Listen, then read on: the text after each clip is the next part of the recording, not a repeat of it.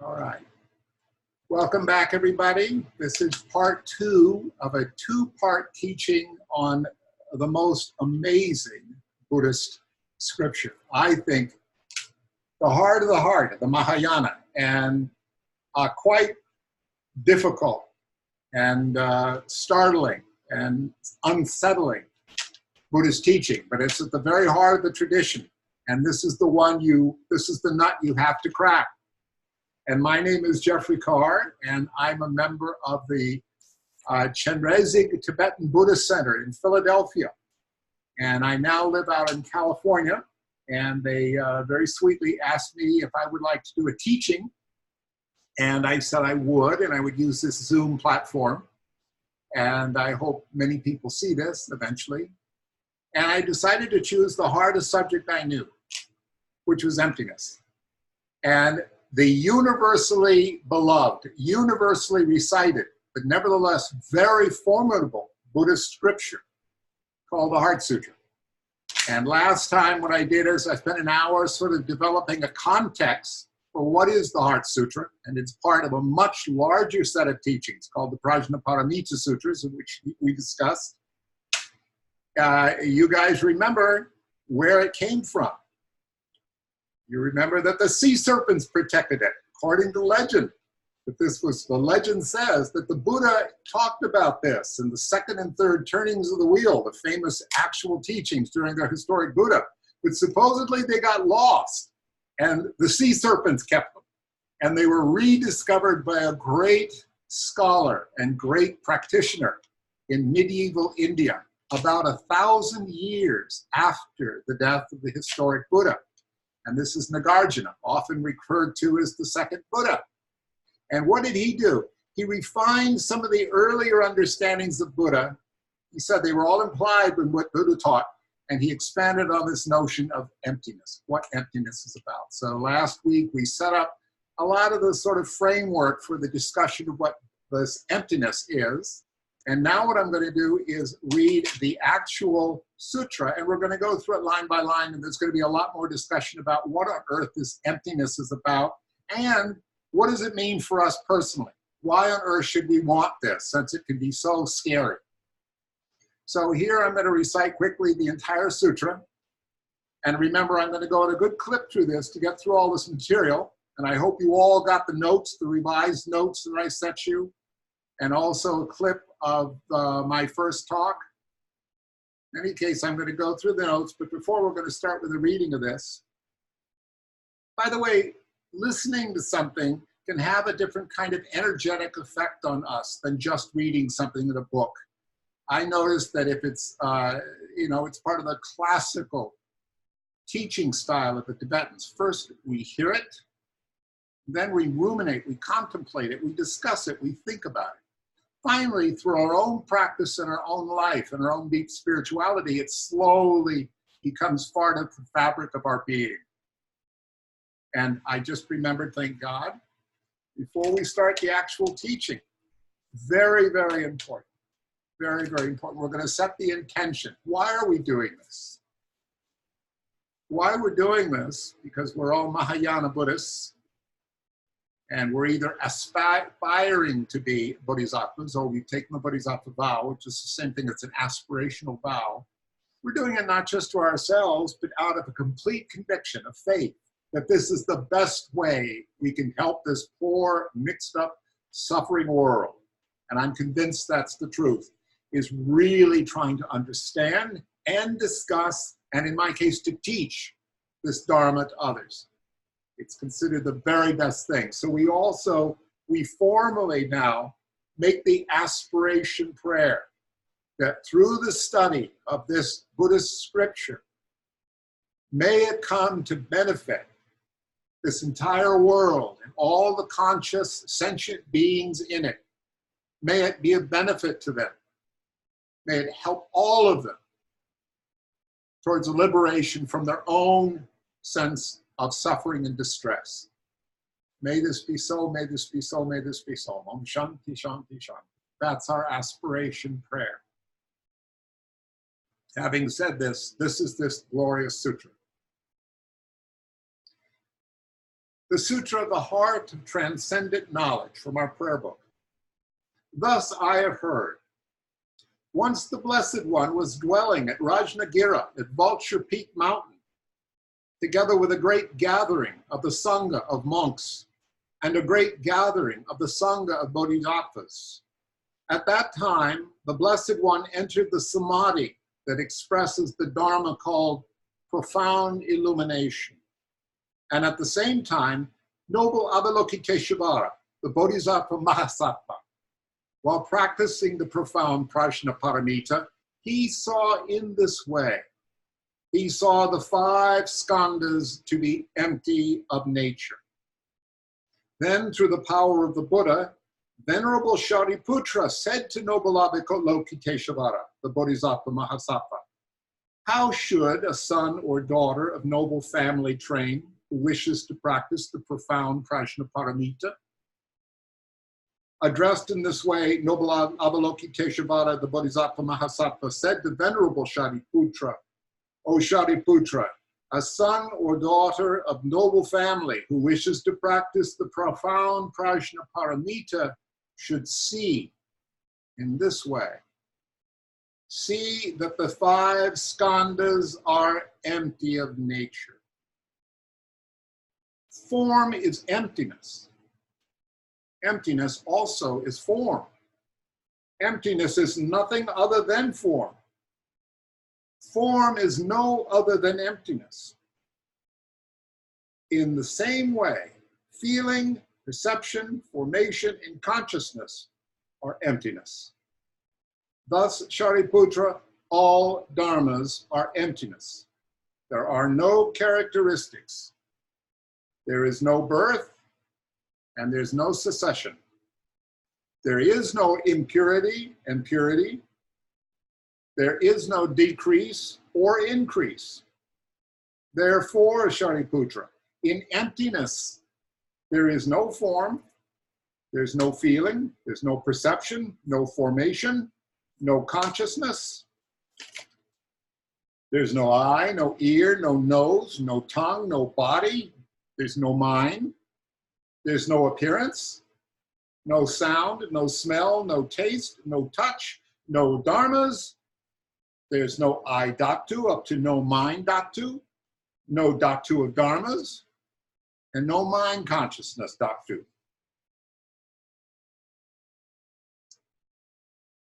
There's no ignorance. There's no end to ignorance, up to no old age and death, and there's no end of old age and death. No suffering, no origin of suffering, no cessation of suffering, no path, no wisdom, no attainment, and no non-attainment. Therefore, Shariputra, since the Bodhisattvas have no attainment, they abide by the means of Prajnaparamita. Since there is no obscuration of mind, there is no fear. They transcend falsity and they obtain complete nirvana. All of the Buddhas of the 3 times, by means of Prajnaparamita, fully awaken to unsurpassable, true, complete enlightenment. Therefore, the great mantra of Prajnaparamita, the mantra of great insight, the unsurpassed mantra, the unequaled mantra, the mantra that calms all sufferings, should be known as truth, since there is no deception. The Prajnaparamita mantra is said in this way: Dayata om gatte gatte paragatte parasamgatte bodhi swaha. Thus, Sariputta, the Bodhisattva Mahasattva, should train in the profound Prajnaparamita.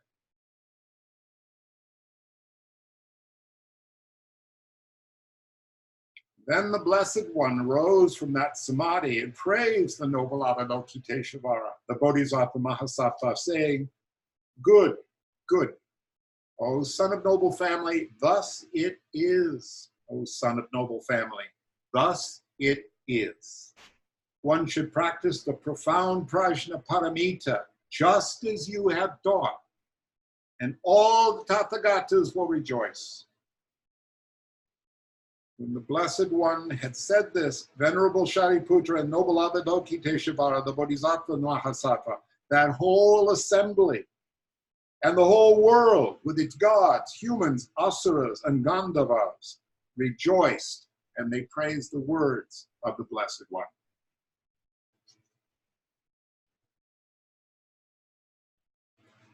Okay. Let's go through it. Let's unpack it, as they say. So one way, I'm referring heavily to this wonderful book and a number of other books, including the absolutely wonderful internet. So the title has also been called The Sutra of the Heart of the Glorious Lady, or the Bhagavati, or Bhagavati, Prajnaparamita. And Bhagavati to the Buddhists mean destroying all obscurations, endowed with all qualities, going beyond both samsara and nirvana. I say that again, going beyond samsara and nirvana. Going beyond. In Buddhism, you guys all know this, wisdom is female with the skillful means, compassion is male. I always think of whenever we watch the bell in the dorje being done by the tantric practitioners, the bell is traditionally considered wisdom. The dorje is considered skillful means, in certain ways teaching, the Dharma in the world, its activities. This is the emptiness of truth, the union of compassion and emptiness, the bell. The bell is empty. It's, like I said last time, the womb of all the Buddhists. It's also female, it's the womb because all phenomena are the product of this emptiness. So the bell and dorje. The Prajnaparamita first creates the setting, this is how the sutra goes, where it's taking place, when it's taking place, who's the teacher, and who else was there. So the sutra opens, thus I have heard, and this is apparently very traditional in sutras. Why? Because this is an oral tradition for centuries. The Buddhist teachings, the monks, they had people in those days very skillful at remembering and reciting exactly what's taught or what they hear. So the Buddhist teachings were not written down for centuries. They were simply organized, recounted, all right, by the monastic community and finally written down as part of the Pali Canon, written down on palm leaves, if we all know that. So thus I have heard. At one time, the Lord was sitting on Vulture Peak near the city of Ragir. Can't pronounce it right. Apparently, this is an actual place. I bet Tenzin's been there. Have you been there, Tenzin? Vulture Peak? No? Okay, it's a real place. You can go there. And the translations say sometimes Vulture Peak also refers to, it's the place of a flock of vultures. And I love the fact that it's an actual place that they remember where the Buddha taught. He was accompanied by a large community of monks, as well as a large community of bodhisattvas. Why are there two different groups? Listen up. The ordained and the novice monks of what's been called now, I like this term, instead of Hinayana, we're calling it the foundational Buddhist Sangha, what's often known as the Thai forest tradition of the Theravadan teachings. The foundational Buddhist Sangha, it was monastic. You remember originally the Buddha was a strict renunciate. You had to leave your home, leave household activities, and take up the monastic orders. In fact, I think it was all male at the beginning. That's what it was in the early Sangha. But this other crowd of people, bodhisattvas, they can be monks or lay persons. And they are, of course, members of the Mahayana dispensation, or the Mahayana attitude in Buddhism. In the larger text, I noticed it's been edited out of our recent prayer book, but in the text before I read, there's a reference to people called the Shravakas, and they are considered the hearers. I just consider them regular teachers, ordinary teachers. They're the ones who listen to the Buddha and then go on to proclaim the teachings. And I think that might mean yogis or maybe non-monks. They're the hearers. There's also the Prakya Buddhists, which are considered the solitary Buddhists. they're the ones who don't have a teacher necessarily. I see them as the yogis, which the India is still filled with the yogis, okay? So they say they don't have a teacher, but they're not monastic, see? They're not part of the order.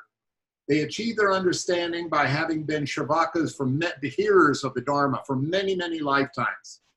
Okay, they include those who practice alone, and the texts say they practice alone like the rhinoceros, off in the woods, but they also are part of small groups, and they often practice siddhis, which means very elaborate meditational processes. In fact, I was talking to a Nyingma Lama just on Friday, and he was telling me about some great teacher, some great Lama, who did sort of miraculous events, and apparently this is common in India.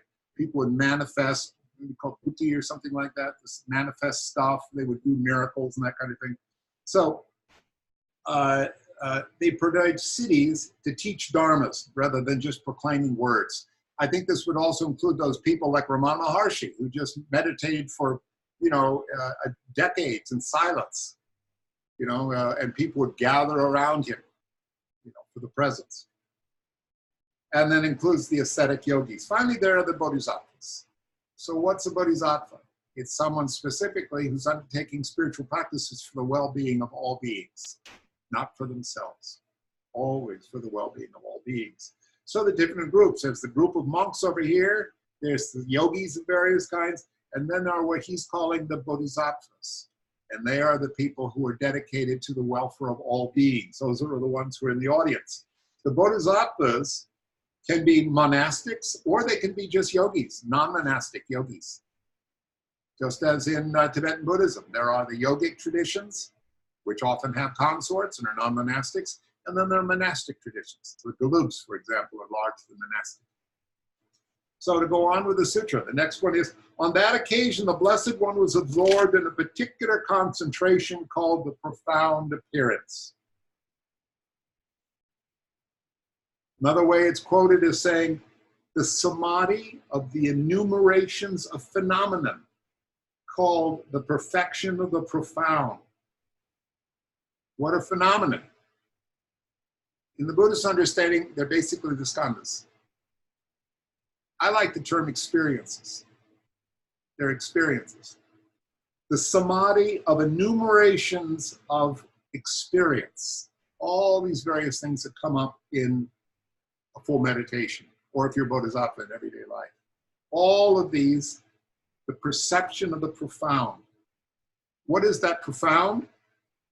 That non-conceptual, non-dual wisdom that completely gets profound emptiness. So that's the meditation the Buddha was undertaking. So the Buddha, we assume, and all these people around him are in the samadhi, and this guy who wrote the book here, Carl Bumfeld, or Buhnholz, says, it's sort of like a samadhi is sort of blowing air into this fire of prajna, and it's suddenly making all of these people have a real beginning to really understand what emptiness is all about. Does this tend to happen with great teachers? Absolutely it does.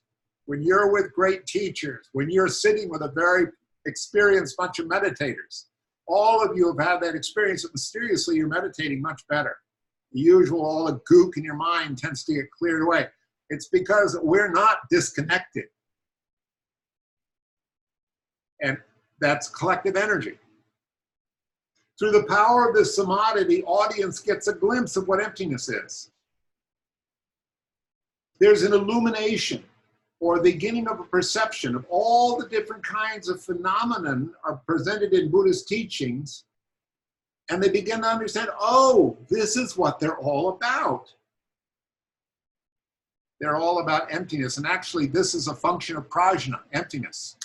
And again, many of us have had that experience of going to hear Losang or going to a big group or hearing a great teacher, and you suddenly, oh yeah. By the way, often you leave the presence of the great teacher 2 days later, you'll lose it again, but you'll really get it while you're in the presence of this teacher. What do you get? Well, in this case, what you get is you begin to really get it that everything is illusion-like. it appears, and yet ultimately, there's no way you can really define it. It's really unreal. By the way, my personal aspiration is by talking about the Heart Sutra this way, you guys will all get that experience of what emptiness is about.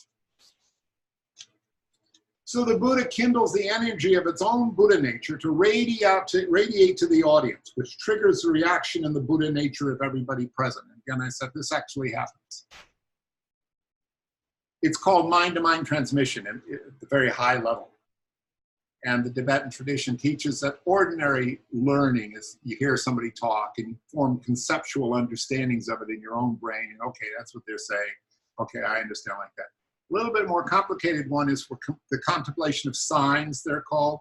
That's often when we're doing our visualizations, or we see a tantra, or we see a picture, and that can sometimes change our consciousness a little bit. And then there's mind-to-mind transmission, high level, where you get it just by being in the presence of a great teacher. And the famous example from the life of the Buddha is, I can't think of his name now, but one of the other monks, the one who founded the Zen tradition. One day, the Blessed One, Buddha just held up a flower. And everybody was looking a little like, what? Okay. And this guy just kind of nodded a little bit because he completely got it. It's mind-to-mind transmission. Back to the sutra.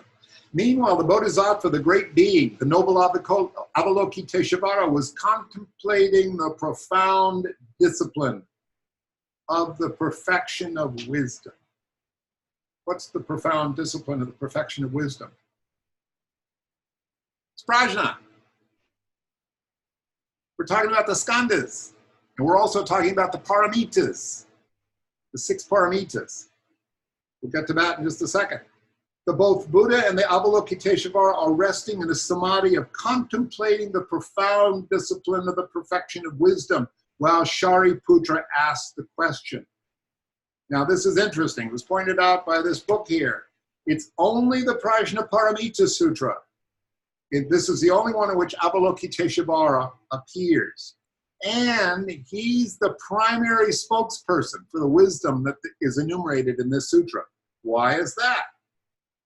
It's because Avalokiteshvara is traditionally, in the Mahayana and Tibetan Buddhism, is the embodiment of the union of emptiness and skillful means. He's the great Lord of compassion. What is compassion? We'll get to that.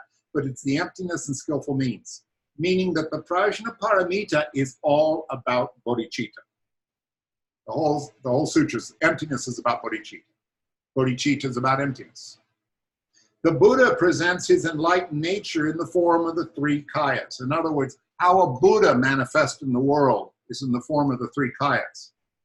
What is the 3 kayas? Briefly, because I've talked about it's a big topic. The Dharmakaya is a name for what not only one's own emptiness, true nature, but for this ultimate reality nature of Prajnaparamita. It's the it's wisdom itself, emptiness itself is the Dharmakaya, the true nature of reality.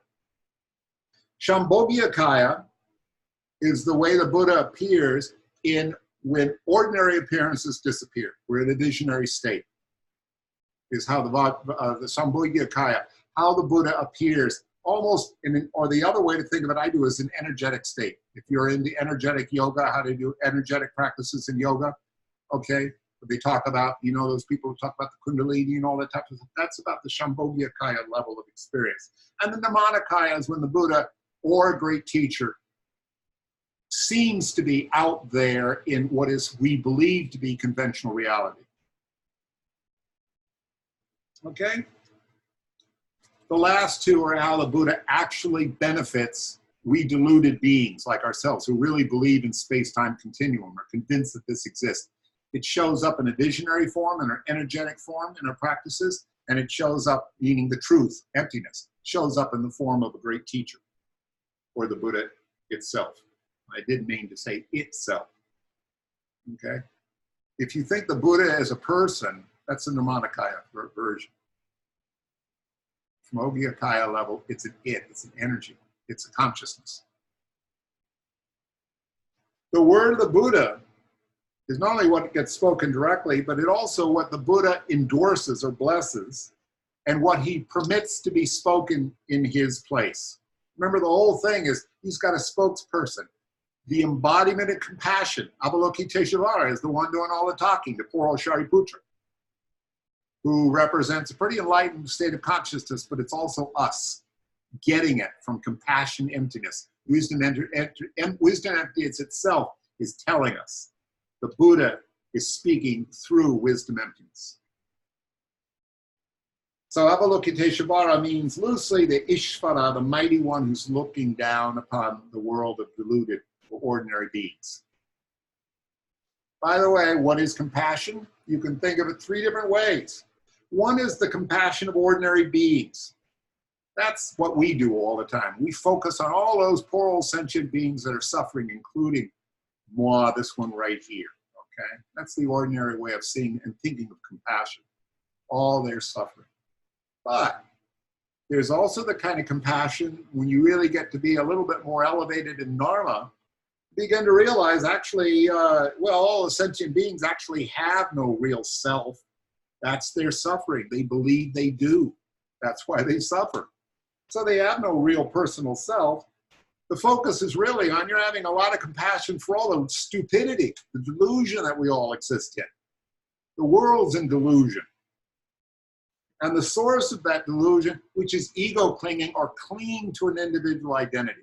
We're convinced it's us against the world, and we don't see it's the same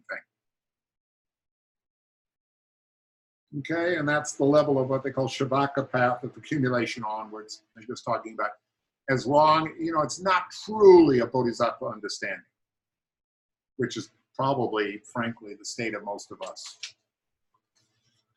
Number 3, non-referential compassion is when there is a complete understanding that not only is there no personal self, there's no you, that was just a fictitious arising within awareness. There's actually no true existence either. There's no beings out there.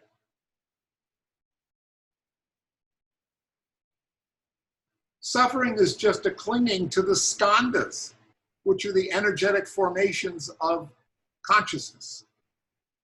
And we treat that as a misperceived self. More on that later. So compassion is to be liberated from illusion. Not delusion, but illusion. Liberated means is you see perfectly clearly that it's an illusion. I love the term, and I'm talking to my daughter here. I think Laura, my wife, told me this story about a housekeeper her family had millions of years ago, many, many years ago. And there's a wonderful woman, she'd come and clean the house, and she once said she just couldn't understand it. But the people on the soap opera, it's like her own kids were still little. But while she was watching the soap opera for a while, everybody grew up and got married and moved away. And she said, how could that be? She believed in the TV. We all do that. We actually think that fantasy, those stories in our minds are really happening out there. So this means real compassion is this whole illusion. These poor suffering of all these beings, they're all caught in the illusion. Okay, so what's going on? Well, that's what emptiness is all about. There's really nothing going on. It's filling the beings here. So Avalokiteshvara was practicing the samadhi of profound prajnaparamita. He practiced the enlightened conduct of the 6 paramitas while abiding in emptiness. That's why they call it the discipline.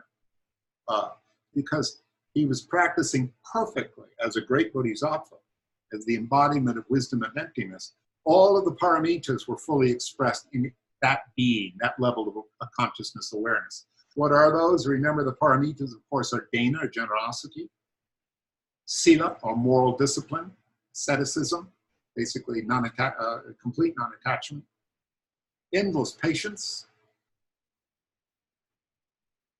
diligence, or I prefer joyous efforts, finding great joy in Dharma, like you, Tarts attendant, find it's nectar. Who would have guessed? It's nectar. This stuff's wonderful. Joyous, that's joyous endeavor. Concentration, the ability to control the monkey mind, to actually hold the attention or rest in non-dual awareness. Finally, wisdom, understanding. Those are the 6 paramitas. And the Prajnaparamita wisdom is a combination of all of this. Emptiness wisdom is all of the paramitas perfected in its perfect form. Next line from the sutra. He came to see that the 5 aggregates, aka the skandhas, are empty of any inherent nature of their own. Now, something I realized only recently reading this wonderful Heart Sutra, they basically say, how do we practice, the Buddha's wisdom? How do we practice to be enlightened? And he basically says, simple. Totally get it, that the skandhas don't really exist. He didn't say anything about compassion. He didn't say anything about you got to meditate your brains out. He didn't say about you got to give up everything. He didn't say, he just said you got to completely get it, that what you think of as you, which is the skandhas, are empty of any nature. So we got to start thinking about what are skandhas exactly. You remember that very famously the Buddha said, I don't really see a personal self. He was talking to the Hindus around him. They weren't real Hindus at that point. It was too early. But the people saying that they thought about a transmigrating soul, a bundle, an entity. He said, I don't really see an entity. I see a series of causal relationships. I see that. And I just see a bundle of processes, what he called heaps or skandhas, what we would call processes or energetic phenomena. I just see a bundle of energetic phenomena. And they break it out, they call them the skandhas. So this is Chogyam Trungpa said about the skandhas. The 5 skandhas, but you remember the great Rinpoche Trungpa. The 5 skandhas represent the constant structure of human psychology, as well as the pattern of evolution and the pattern of the evolution of the world. Get into that. The skandhas are also related to blockages of different kinds. The spiritual ones, the material ones, and the emotional ones. Those are the blockages. Why are you having all the trouble you're having with your health, your finances, and all that? Blockages in the skandhas. But I thought it was my job. No, it's blockages in your skandhas. It's upsets in your mental makeup. What about my karma? Karma is part of the skandhas. I heard the other day from a great Rinpoche that karma is just thoughts. Karma is just thoughts. When we look more closely at what it is we call the I, we can see that it includes several elements, not just the parts that make up our physical bodies, but also our various senses and our minds. Why is that important? I'll tell you right now, because I've got to tell you sometime. This made a tremendous impression on me when somebody told me this a long time ago. If you really think about it, how do you know anything? 5 senses and your mind. How does consciousness express itself? Through the mind. We see things, we hear things, we smell things, we taste things, we can feel things, and we think about things. Think about it. That's the only way we have any kind of evidence of any kind of experience at all. Otherwise, we'd be like a rock. Think about it. That's why Trungpa says it's not just parts that make up our physical bodies, but it also the various senses and our minds. He's saying that's the skandhas, that's basically what we are. Otherwise, we're a rock.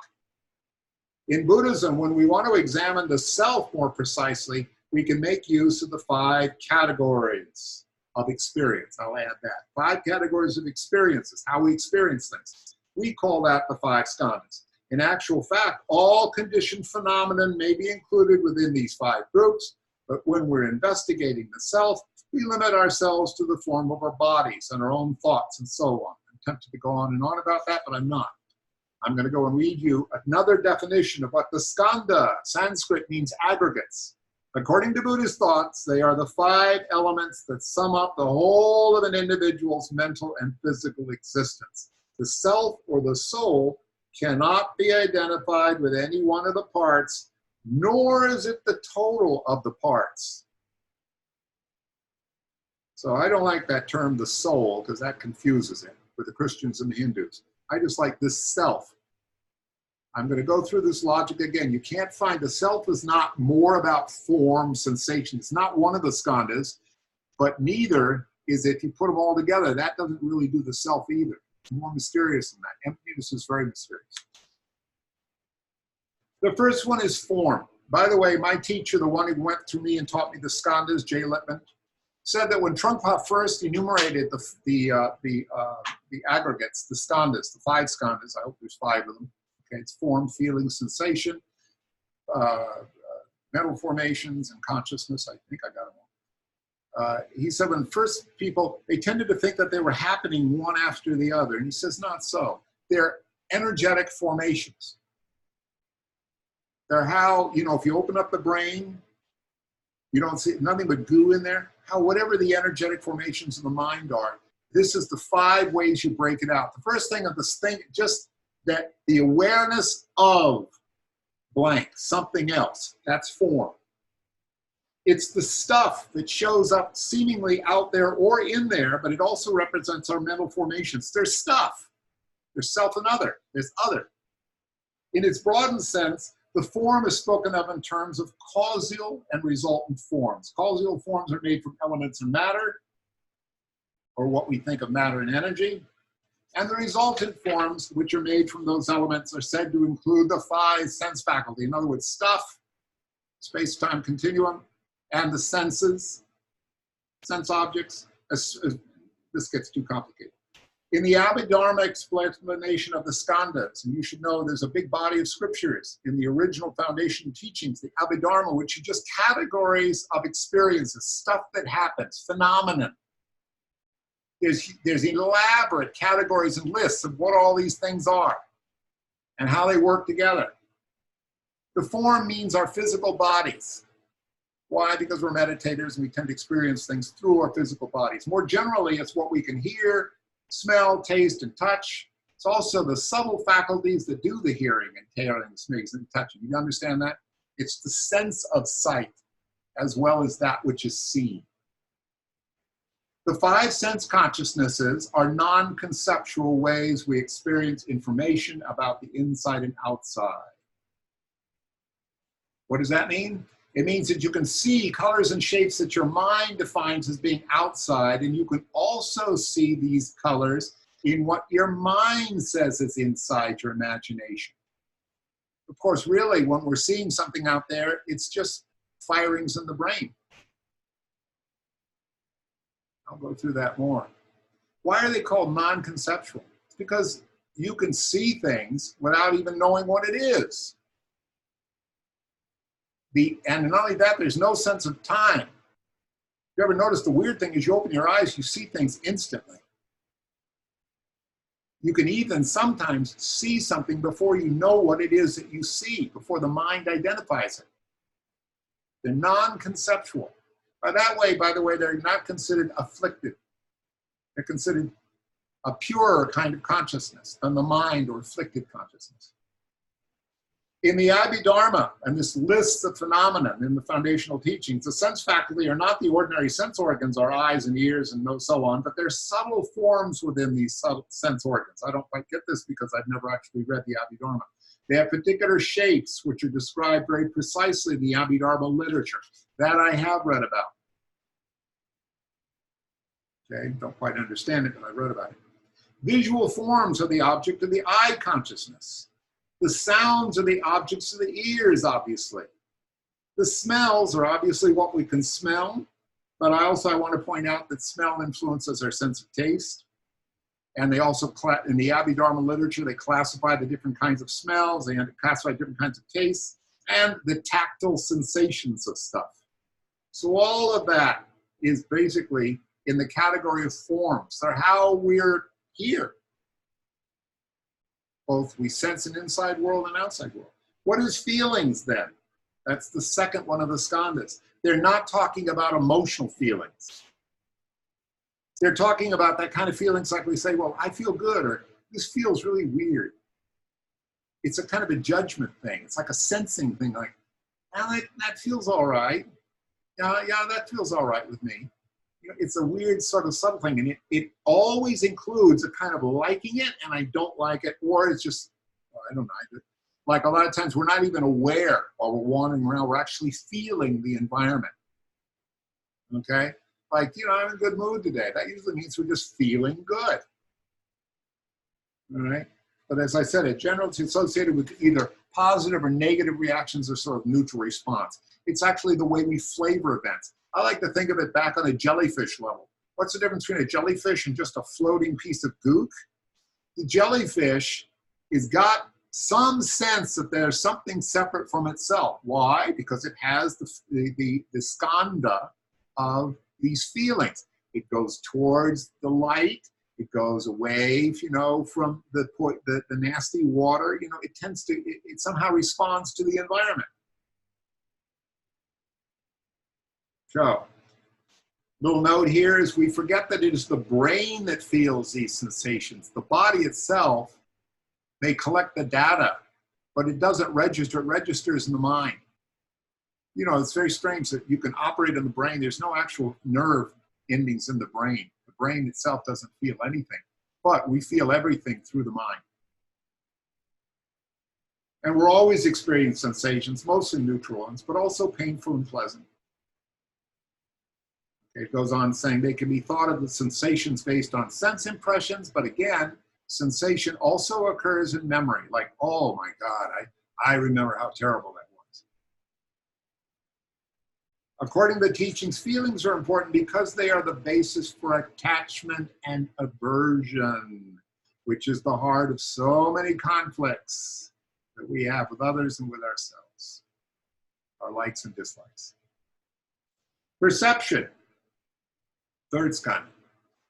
It means identifying and naming sense objects. So in other words, we have the miraculous faculty that when I look around the room, I see a room, A. Room, I see it filled with objects, B. My mind can quickly give names to all the objects. But even before that, like when we're walking along, have you ever noticed like that? When you're walking along, some part of you is registering the space around you and creating the movie that allows you to move from place to place. That's all happening within the brain. You move from room to room without, even before you recognize objects. You somehow are creating, perceiving this universe of forms. And also, when we're thinking or dreaming, we're thinking, you're aware, you can categorize what it is that you're thinking about. I'm thinking about my dream last night. All right, all of that's around perception. Okay? It's also non-conceptual. You're aware of space and form and stuff around you and all that kind of stuff. You don't yet have any opinions about it. It's just perception, awareness of stuff around you. And there's more about it, but I got a lot to cover and I'm just going to pass over. Please read over the notes. I just wrote stuff out of books and give you a little bit more information about what perception is. See if there's anything else it really needs. Because especially in the Abhidharma literature, boy, did they investigate this stuff. They went through it very thoroughly about what exactly is going on in this skandha. Why? This is the way that what we experience as a self, how it manifests. Through the sense of form, through the sense of feeling, and through the sense of perception. You actually can't not perceive forms. It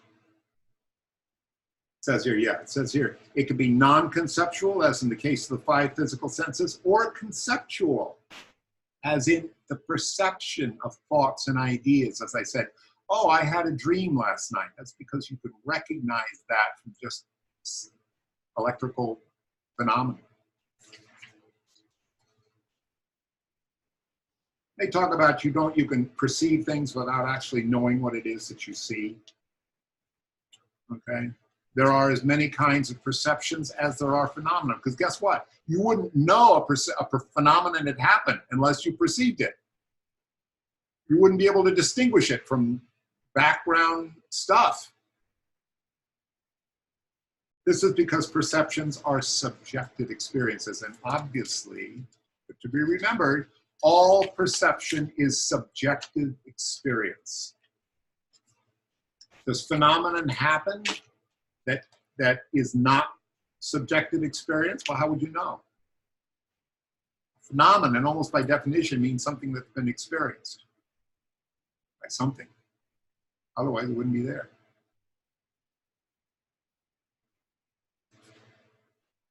Next skanda, the formations. This one, apparently, I went through one of my teachers, Scott McBride, and he was kind of joking about it. They have these huge lists.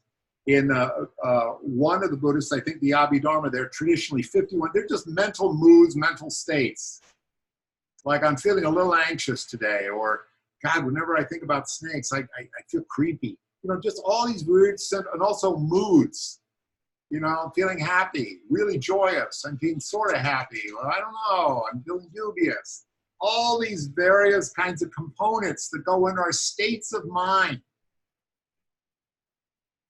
They have lists. I like some of the lists. Let's say, they include the components necessary for any cognition to occur.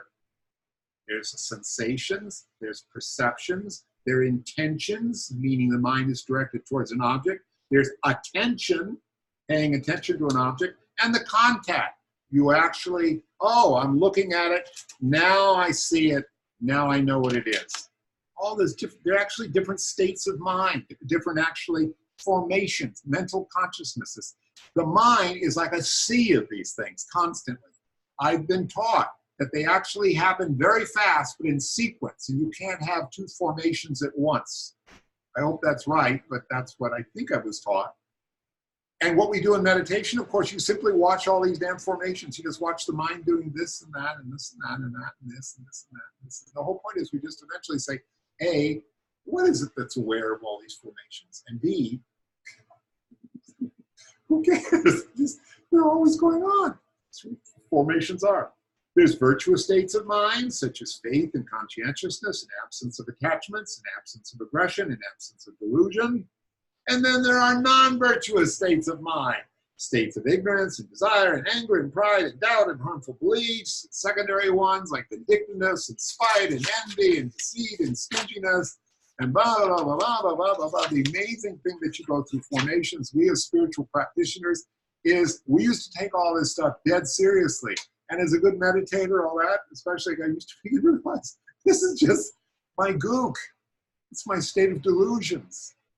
They're just passing. I shouldn't take them that seriously. That's our practice. It's Buddhist. Finally, the final skanda, all of this stuff works with self-awareness or aware presence, or what we might call the mind consciousness. I don't mean consciousness with a big C, which is the fundamental nature of reality, emptiness consciousness. I just mean individual, like, oh, and you're aware as a being, okay? And it refers to the consciousness of impressions from the five senses, but also the consciousness of mental objects like thoughts and ideas and emotions. It's the consciousness of the five senses. You're aware that you taste something, for example, and they're all non-conceptual, but you're still aware they happen. They are actually the way awareness expresses itself. You're aware of something. The information is fed into the mental consciousness, and then we're like, oh, I see the sunlight. The mind identifies what it is. And the self, obviously, what I just said, the self-consciousness of individuals is subject to constant change, as are the elements of consciousness are never the same. One of the biggest surprises for we meditators is we really get into it. He said, you know, it just never stops. And it's always different. And I thought there was a me having moods. And I realized actually it's moods having a me. It's the other way around. I thought it was me having moods, but it's just the moods having me. Who would have known? Okay, so those are the five skandhas. So Avalokiteshvara said, how do you reach the profound prajnaparamita, the real understanding of emptiness wisdom? Really, really get it. That those five skandhas that you take so seriously, they aren't really you, and they aren't even real. They aren't real. They just change, they just evaporate, they're like visions. They're like ghosts, they're like hallucinations, they're like rainbows. They're like mirages. They don't really exist. What? That's what this whole sutra is about. What? No. That's what this whole sutra is about. So, next line from the sutra. So, through the power of the Buddha, the Venerable Shariputra approached the noble Avalokiteshvara, and he asked him, Well, how should a son or a daughter of the noble lineage proceed when he wants to train in this profound discipline of the perfection of wisdom? What are you supposed to do? Now, the power of the Buddha, remember it starts out to the power of the Buddha, means that Shariputra was experiencing to some extent, he was starting to get it. He's saying, oh my God, yeah, right. Yeah, when I meditate, forms change all the time. My feelings, my moods change all the time. My thought formations change all the time. Okay? My sense of forms changes all the time. Everything always changes. Maybe they're right. Maybe this is what this emptiness thing is all about. So he said, how should I work with this? So that's the power of the Buddha, means that Shariputra was experiencing to some extent that samadhi, but the Buddhist contemplation of emptiness. And he asked how those initiated into the noble family of aspiring bodhisattvahood can do this. I read that's what the noble lineage means. It means those who've really dedicated their lives to pursuing truth for the benefit of all. What about all those solitary realizers and all that kind of stuff? That occurred to me, but the book didn't address that. Is he saying that only the bodhisattvas can achieve prajnaparamita? Maybe. Maybe. In other parts of the literature, it says, unless you dedicate yourself to the bodhisattva ideal, you aren't going to understand deeply what emptiness is about. Why? Because you're still clinging to an individual self. If you say, I'm in it for everything, you're basically realizing there isn't any real self to try to save. It's just all of existence. You're no difference. So I think that's what they're saying. And yeah, noble lineage means you got to really get into that. So the noble Avalokiteshvara replied to the venerable Shariputra, whatever son or daughter of the noble lineage wants to train in the profound discipline of the perfection of wisdom, paramitas in other words, should consider things in the following way.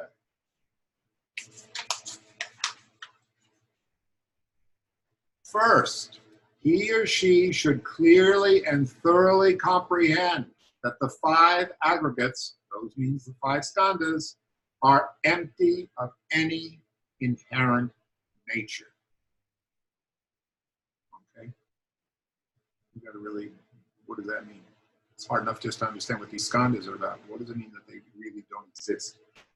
To train in the being of the bodhisattvas, we have to realize the emptiness of what we think is the self and the other. I just referred to that. We go, oh, I'm a bunch of energetic phenomena, but I'm so connected with all the other energetic phenomena that I can't really say that it's my skandhas, for example. I'm speaking to you guys, and I hope you can all understand me. Why? Because we have something in our minds which we're dependent on, which seemingly could pick up language. Okay. The language you're using is something called English. Okay. How did that happen? Because at a certain stage in our development as babies, the brain just can remember all these words and starts turning into language. Okay. What's actually going on? Hot air is coming out of my mouth, going into the computer, going somehow in your ears, and it's turning into concepts and thoughts in your mind so fast that it's amazing. How can you understand language? And I'm talking as fast as I can. You can still understand me. How does that happen? Somehow the skandhas aren't just mine. Somehow reality is everything, somehow. Instead, we practice the profound prajnaparamita. We develop our view and our experience of emptiness. We do so by comprehending that the 5 aggregates, the skandhas, are empty of their own inherent nature. Practically, this means that at any given moment, we try to connect whatever we do with a profound view of emptiness. That's what we're training to do. Our practice is to develop our view of emptiness and become accepted the merely relative, conditional, relative, illusory nature of self and other has no more reality than a frickin' movie. Hard to get. Last night, I very rarely watch movies, but I watched a terrific one called Margin Call. It's all about the financial crisis. watched a lot of Hell Realm Beings, which were young energetic brokers in New York, buying and trading and driving cars and all this. And I knew it was a movie, but I just let myself go and enjoyed the movie as if it were real. This world is no different than the movie. No different. It means we can become more relaxed in what we do. We have more space in our emotions. We have space for each other. We don't treat all our thoughts and our opinions as so fixed and real and unalterable, and we're so claustrophobic and wrapped up in me, the little movie of me. What the heck? It's just a dumb movie. It's no different than the internet.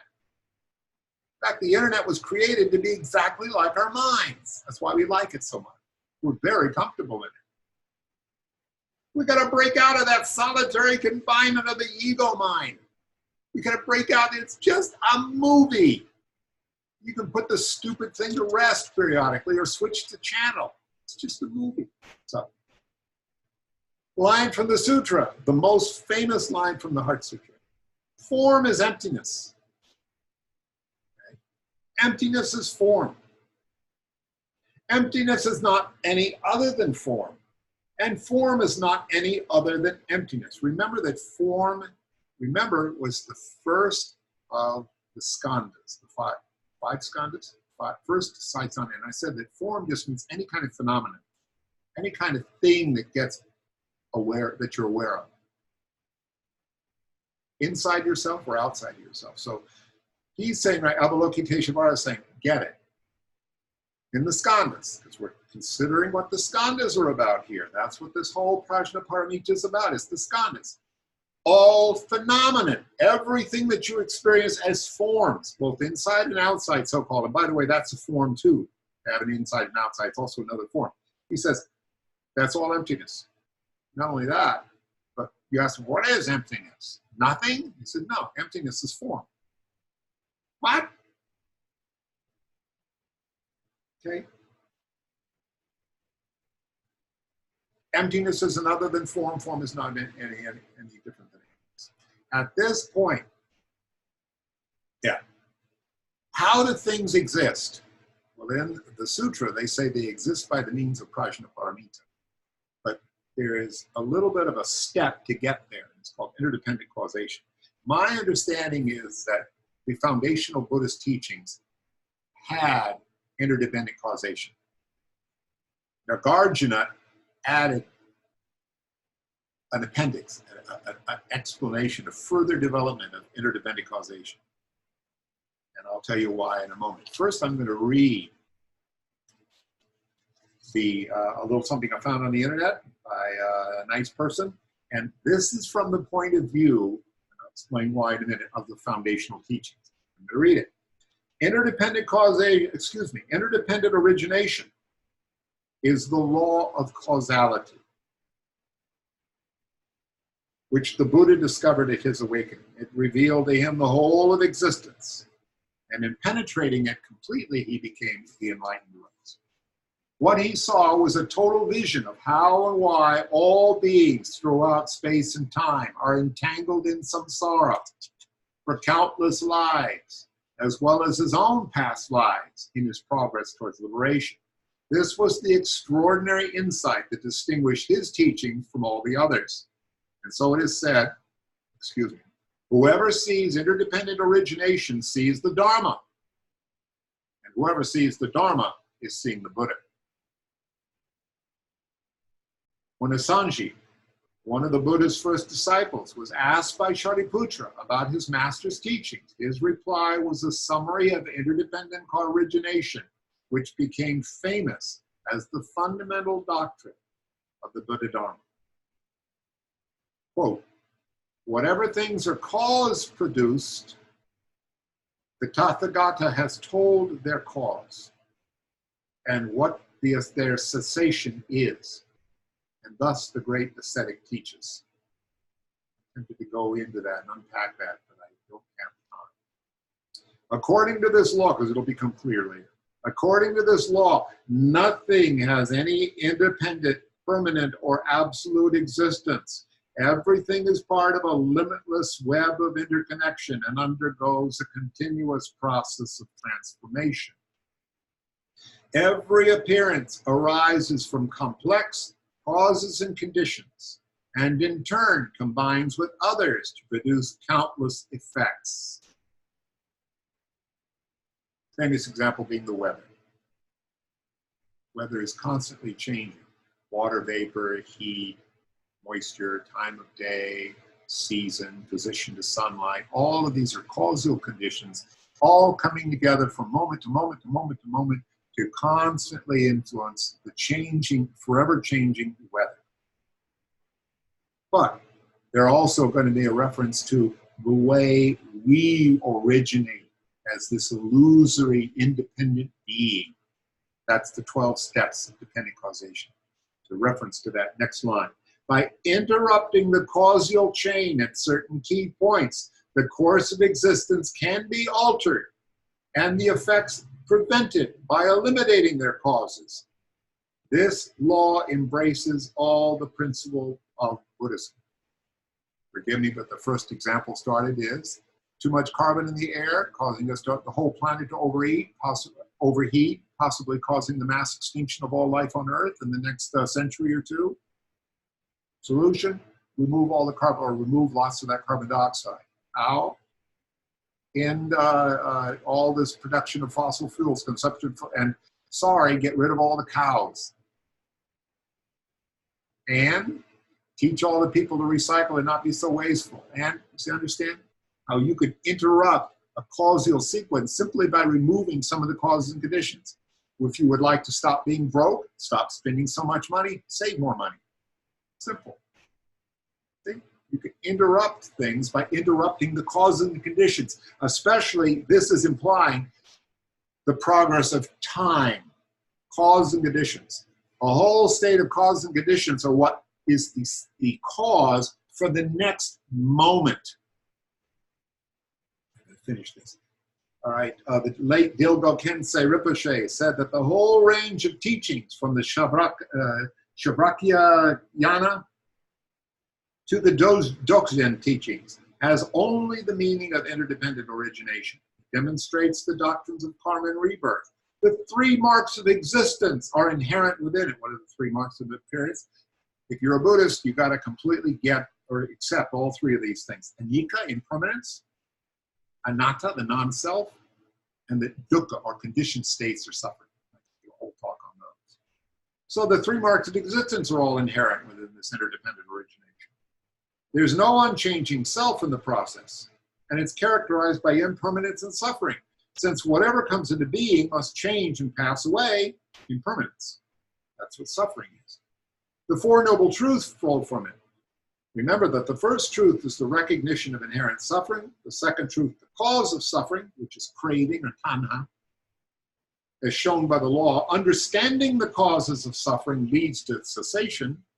Teach yourself not to crave things. That interrupts the causation. Stop suffering. The third truth, therefore, is the path to liberation, the Eightfold Path, the 4th truth. So why did I say that this is a provisional? Actually, if you want to know, that is the foundational vehicle's understanding. What do they assume happens? First, time.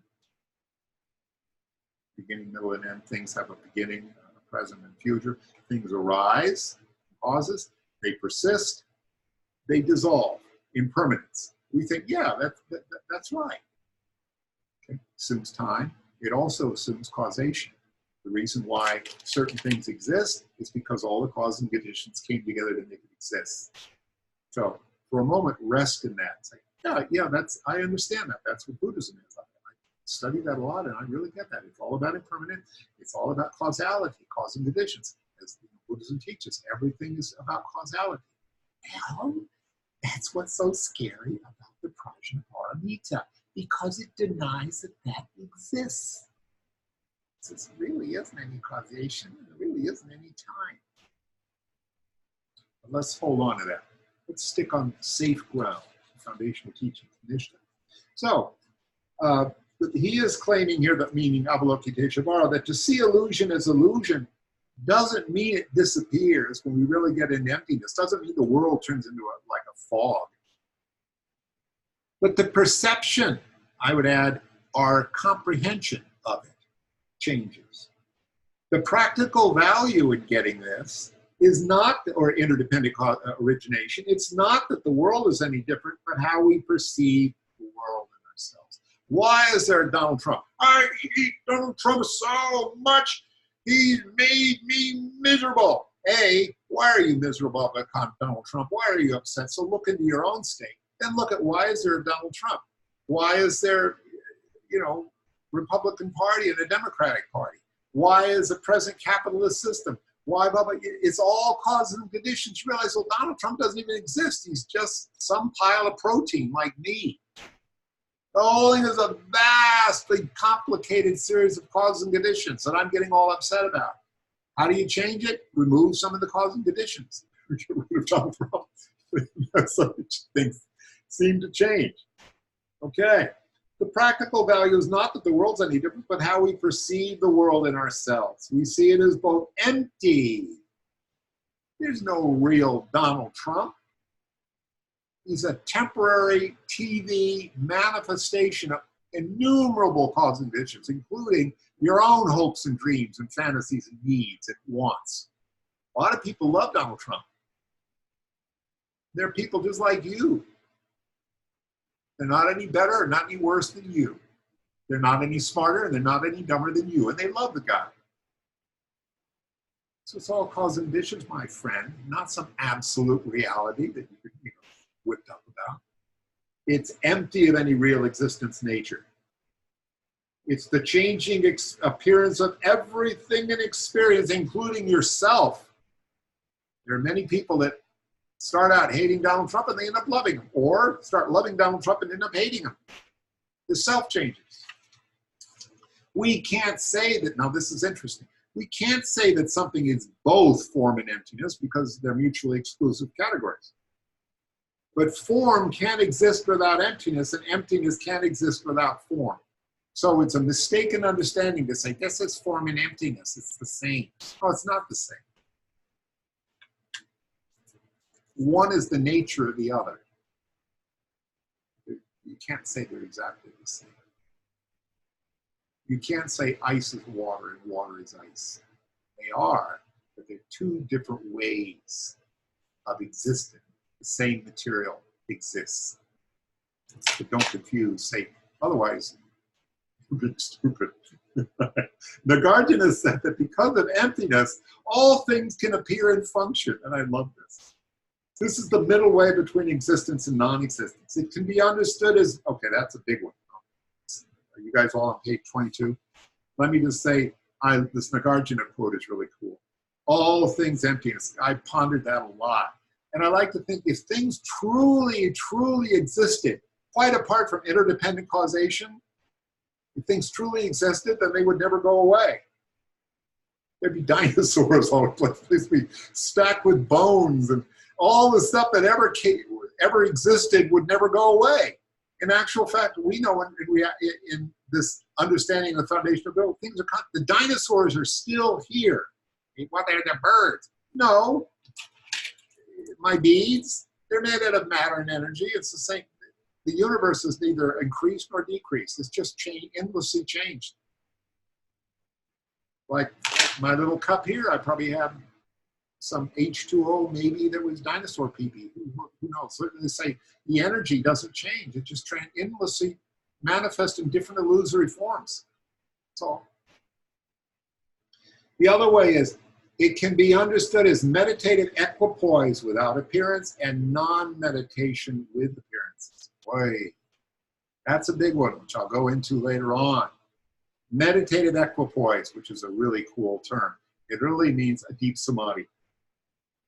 Some of us have been meditating on emptiness, and actually you get into awareness without perception of awareness, which is considered a very cool state. It's just a state as it comes and goes. Your meditation comes to an end, you had that terrific meditation, and you were just sitting in just awareness, not particularly aware of anything. Thought might have occasionally gone by, but just in awareness. But sooner or later, you have to go to the bathroom, which I'd like to go right now. Go to the bathroom, got to go to work, and the illusion comes back. So it can be understood as meditative equipoise without appearance in meditation. And then when you're in non-meditation, you aren't meditating, all this stuff shows up again. But you have a better understanding of it. And so if you get upset at Donald Trump, you can enjoy the joke.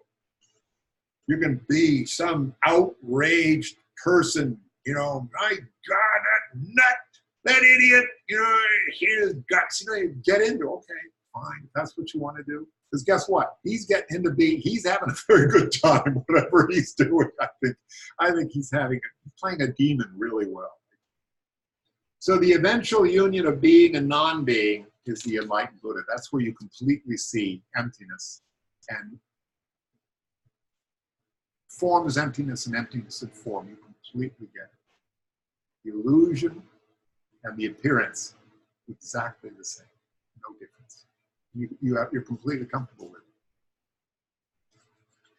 All right, so the next line from the stanza, oh my God, is similarly, says Avalokiteshvara, feeling, discernment, compositional factors in consciousness are also empty. Those are just the second set of skandhas. Feeling we talked about is senses of like and dislike, the mood of something. Discernment is the ability to pick out various phenomena from the background information.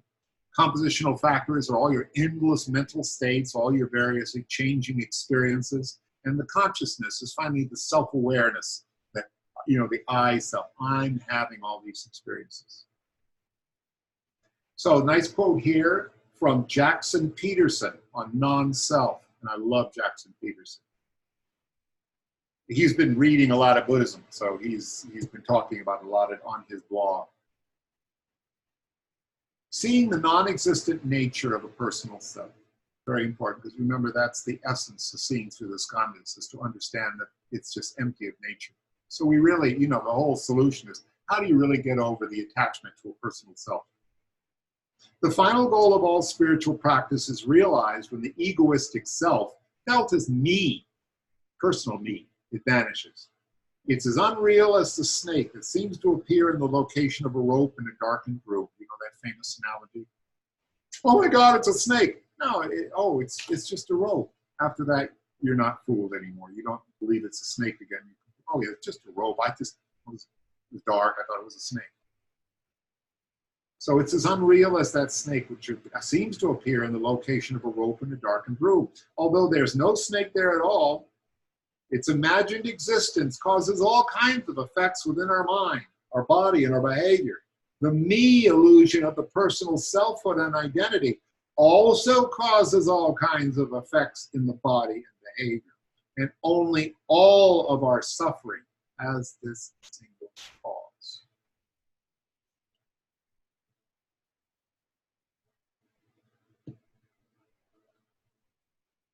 The Buddha realized personal selfhood is in a hallucination, which he called the realization of anatta, no personal self-identity. It turns out in the actualization of anatta alone is the completion of the Buddha path. There's no other levels or steps are needed. That's the truth. The whole key is the giving up. That's the prajnaparamita. See all the skandhas as empty. You aren't what you think you are. It turns out that the it's not just realizing there's no self, but it's complete disappearance that matters.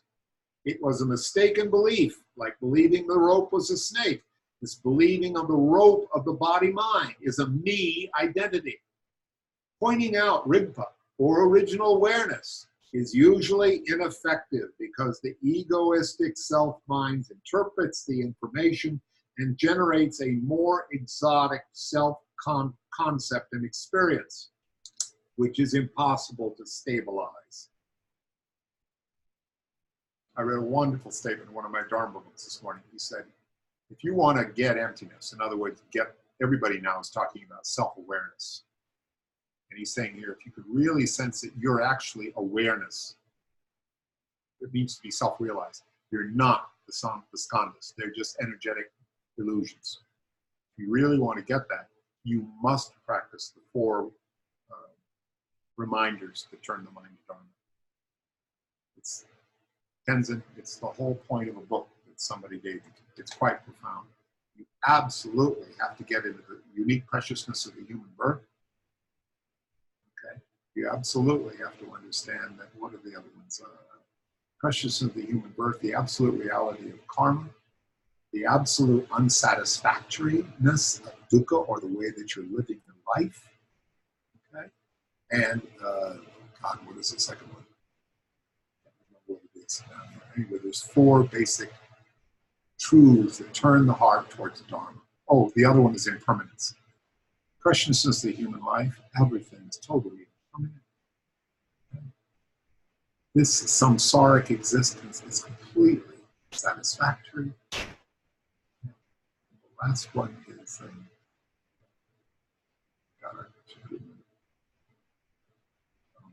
I'm sorry, I can't remember what the 4th one is. He's saying that's what creates the mental state that you can appreciate what emptiness is about.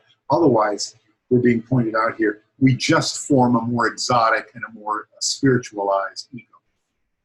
I believe that many have misunderstood the purport of Ramana Maharshi's "Who am I?" method of self-inquiry. Many think that the answer is supposed to be Brahman, or self, residing in the heart. They also think that the I am is actually the self, is some kind of immortal I am. Make sure that but Ramana makes clear in this video that the I am is the ego and mind, and both are destroyed in self-inquiry. He says that the I am is just a projection of the mind's ignorance. It's the selfish ego. It's a little bit of it's pointing out a trap that a number of us in spiritual circles, me too, we're constantly fooling ourselves. Oh, I see emptiness. How can you see emptiness? There isn't a you to see any emptiness. And form is emptiness, and emptiness is form. So this method to cause a rising of the egoistic self clearly in mind, and then to constantly observe it. By doing this, in other words, you become aware, what is that that's watching that thing that thinks it's empty? What is that aware of the I? It's beyond the skandhas. Likewise, Shariputra, all phenomena are empty. There's nothing that is not a momentary appearance arising out of interdependency, not even the causal phenomenon of time itself, that also arises out of an unreal past and an unreal future. All phenomena are empty. Boy, have I thought about this a lot. If there's the eternal now, and it came out of the past and it's going to go into the future, but the past doesn't really exist, and the future can't really exist, both the sense of the future and the sense of the past are happening right now. Well, where is now? If there's a now, wouldn't it have a beginning to the now, a middle to the now, and an ending to the now? That doesn't make any sense, does it? How could there be a now if there's no past, there's no future? There isn't any now. But I clearly experience a sense of time. Do you? Your experience of the sense of time is happening exactly in now. And you just said there really isn't a now. So what's going on? Prajna paramita. Form is emptiness. Emptiness is form. Oh! Moment of prajna. Emptiness isn't a bomb that's supposed to destroy everything. It just destroys our clinging, our attachment to everything. Emptiness doesn't happen only when we realize it, because everything's already empty. We don't do emptiness. Emptiness just is what is. What we do is samsara. We're good at that. We make a past, present, and future. We make a Trump. We make ourselves. We make Democrats, Republicans. We got to save the planet. We do all that. That's samsara. We don't meditate on emptiness in order to make it empty. That's just making concepts. Emptiness isn't dependent upon an enlightened mind. It's already empty. Samsara is emptiness. It doesn't mean it existed before and then it becomes empty, like a candle flame blowing out. It doesn't mean extinction. Nirvana is sometimes translated as extinction. We're not talking about that. Emptiness is form, form is emptiness. It doesn't mean utter non-existence. In the classic Buddhist phrase, like the face of a child of a barren woman. That's non-existence. It doesn't mean that at all. It's not a universal law. It's not some mysterious gas. It's not a mysterious principle that you must worship and venerate. It's not some essence of everything. It doesn't exist in some higher dimension of consciousness other than just phenomena. Ordinary phenomena are perfectly empty. All this is emptiness right now.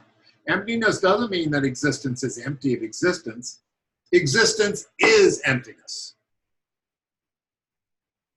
Form is emptiness, emptiness is form. All of these are just conceptual fabrications. True emptiness is empty of any kind of nature at all. An object is empty of itself. It means this is a cup because I call it a cup. It's not innately anything. There's actually nothing there. Just a conceptual designation. Cup. All of these are conceptual fabrication. Every sentient being is its own movie based on its inborn tendencies, samskaras, habits, patterns, instincts. There's no objective reality. It's all conceptual superimposition. These are not two separate realities. They're being an appearance only. But it's like rainbows. They appear out of causes and conditions, interdependent arising. But there's nothing actually there. You can call it there, but it's not actually there. It's like seeing something. I think that's a ghost. Okay, you think that's a ghost. Is there a ghost there? No. You just think there's a ghost. Ordinary beings cling to these dualistic appearances. Noble beings, the bodhisattvas, and sometimes us, in meditative equipoise, see emptiness. We really get it, including we get the fact that there's no one actually there meditating. When emptiness is understood correctly as taught by the Buddha, it serves as a single suitable foundation of path to liberation and omniscience, and as the remedy for all afflictive and cognitive obscuration. While if you're mixed up and you reify or solidify emptiness, you don't liberate anything. You just become some Buddhist walking around saying, emptiness is cool. I really believe in emptiness.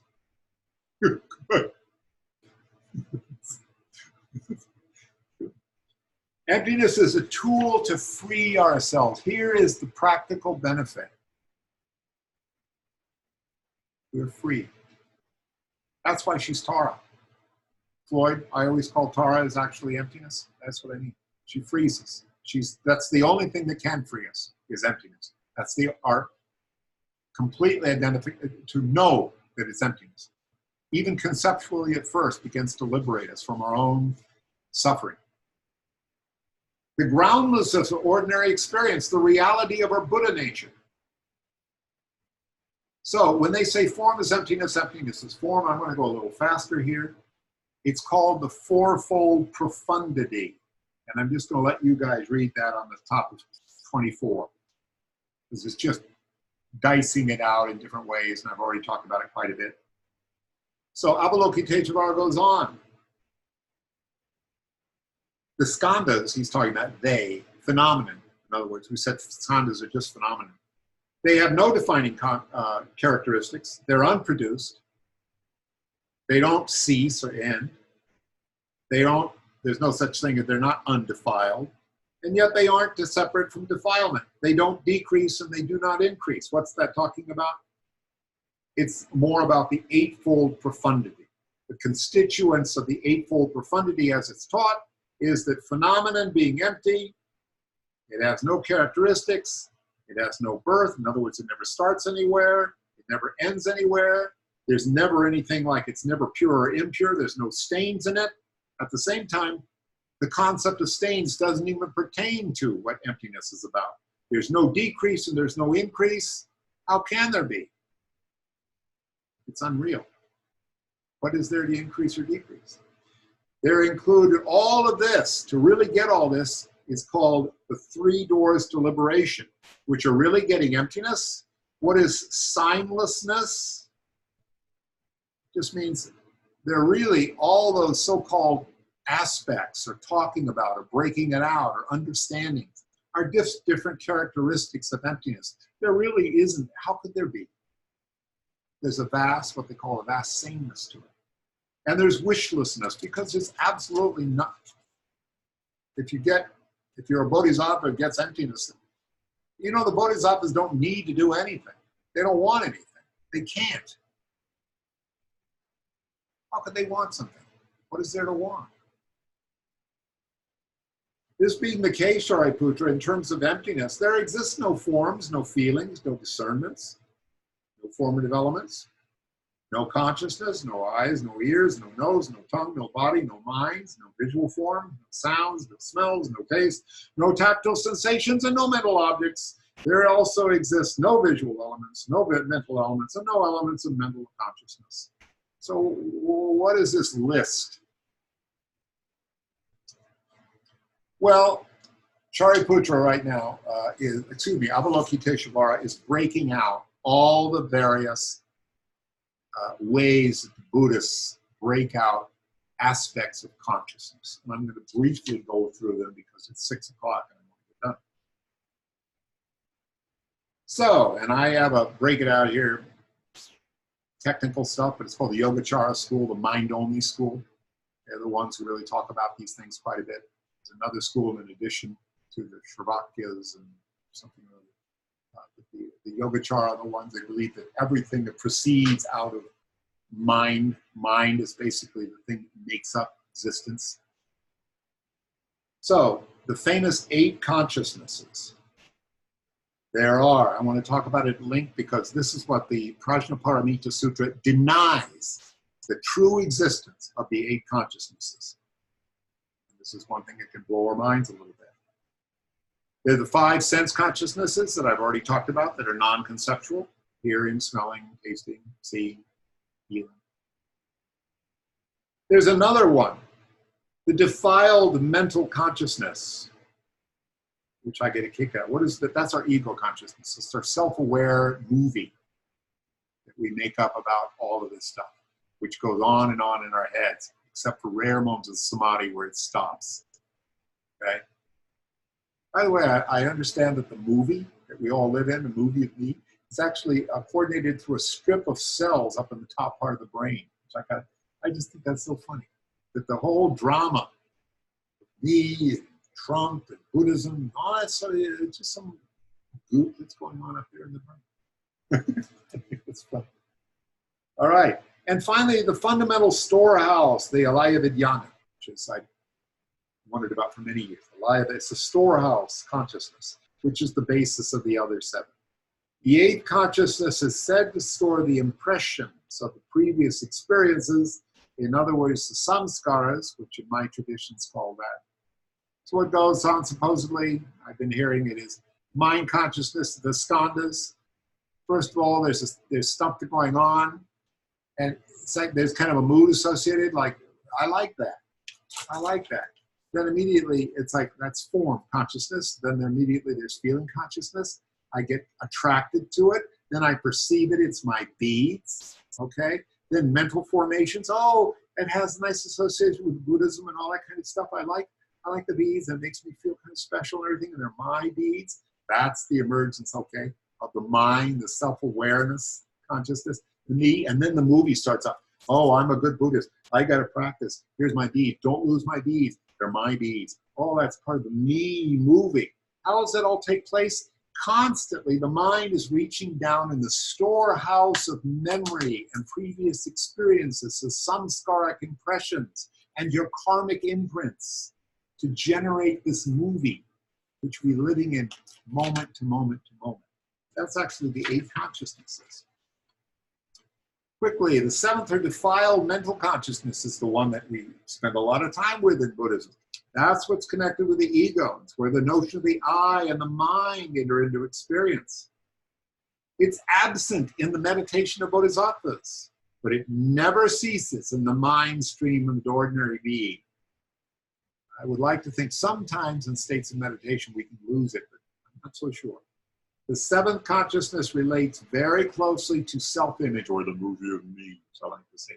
After we receive data from the senses, we process them with the sixth consciousness, the mind of the citta, and the defiled mental consciousness, the amkara, the I self is the amkara, Indian, and we ask whether or not this experience just fits with how we come to think of ourselves, our image, in other words. We're all aware that we're often literally unaware of nasty things that we do. We suppress it, we're not even aware that we do it. We often exaggerate good things. That's an example of how we constantly fool ourselves through our movie. The alaya vidyana, or all-base consciousness, a storehouse of karmic seeds. Okay, there's a whole bunch of stuff I've written down about that. Don't need to go into it. It's described as the alaya consciousness, the all-base consciousness, as the mere knowing, the unspecified apprehension, the object of which is general and uncircumcised. I simply think like that. This has always amazed me.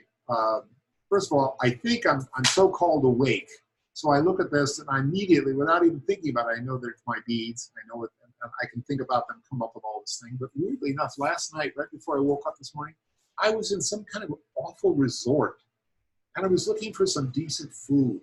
And there was millions of people at the place. And I saw all the chairs and the tablecloths and the silver platters and all this kind of heaped up old fruit. And I was looking for more chairs. There were people everywhere.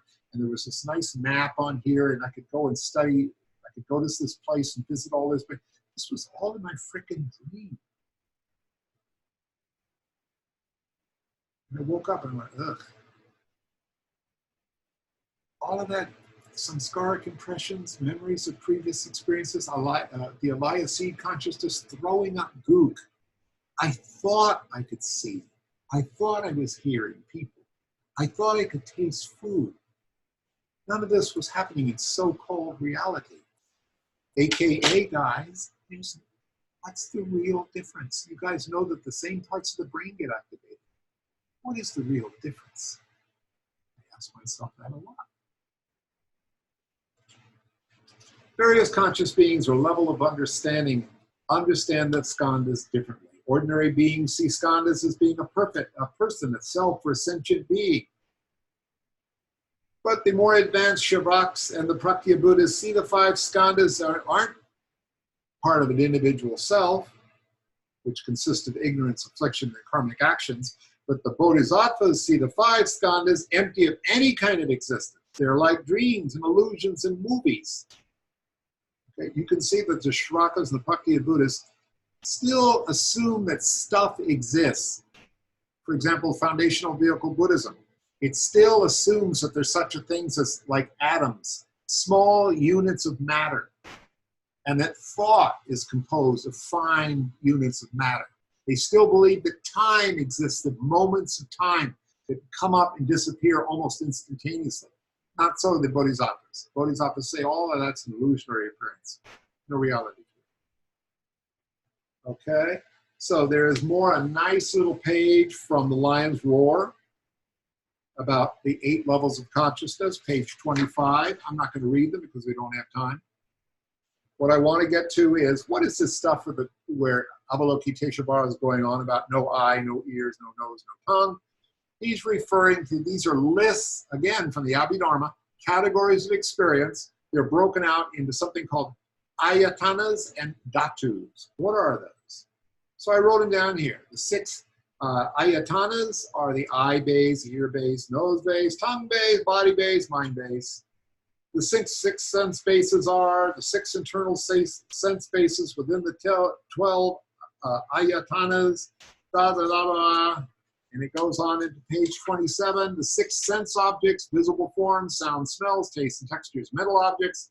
The 6 sense faculties, these are the dhatus. The eye faculty, the ear faculty, the nose faculty, the tongue faculty, the sixth sense consciousness or eye consciousness and ear consciousness, blah, blah, blah, blah, blah, blah.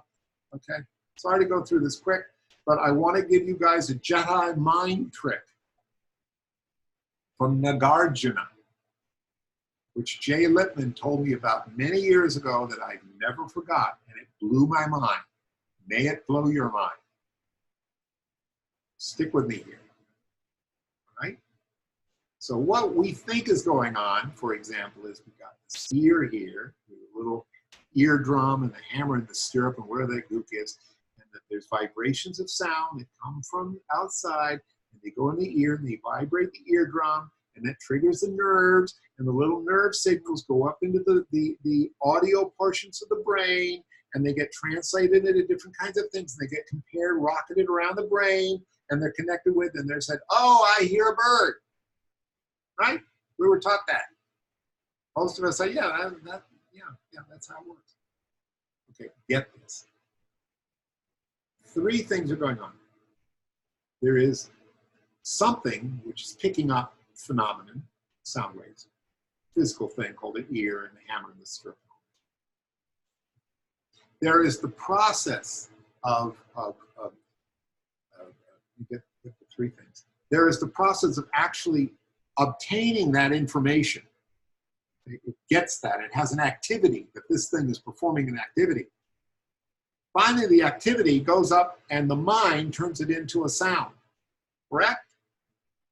Those three things are necessary for sound. Something to pick up the sound, something to pick up the sense object, something to convey the experience or make an experience out of it, some mind to conceptualize the experience. Okay. The ear. Those three things. If the ear were, God help me,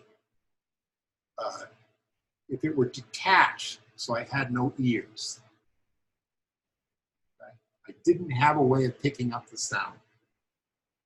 Okay. Would the other two things work? Say, well, you have a memory of a sound. I don't know how to answer that. But the other thing, no, because there's no way of really picking, those things wouldn't really cause an experience, and then the mind wouldn't have anything to process. Okay, all right. So the ear's got to be there to make the other two work. Okay, think about that. Now, the second part, the actual experience of hearing. Can hearing take place without something to hear, like a physical thing to hear, and hear sounds, and a mind to make an experience out of, to realize that you're hearing something? No. The activity of hearing can't take place without something to be aware of the hearing, and over here, something to give a causal thing. So again, the experience of the hearing itself needs the ear and it needs the mind.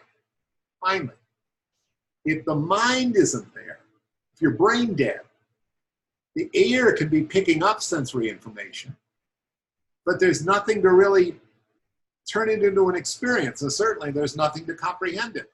Each one is completely dependent on the other two. What does that mean? You can't hear without having an experience and then something to interpret the experience. And you can't interpret the experience without having something to hear and something to make a concept out of it. I mean, you can't have a concept without having an experience and something to bring you the experience. Can you say that any one of those things are truly and really there?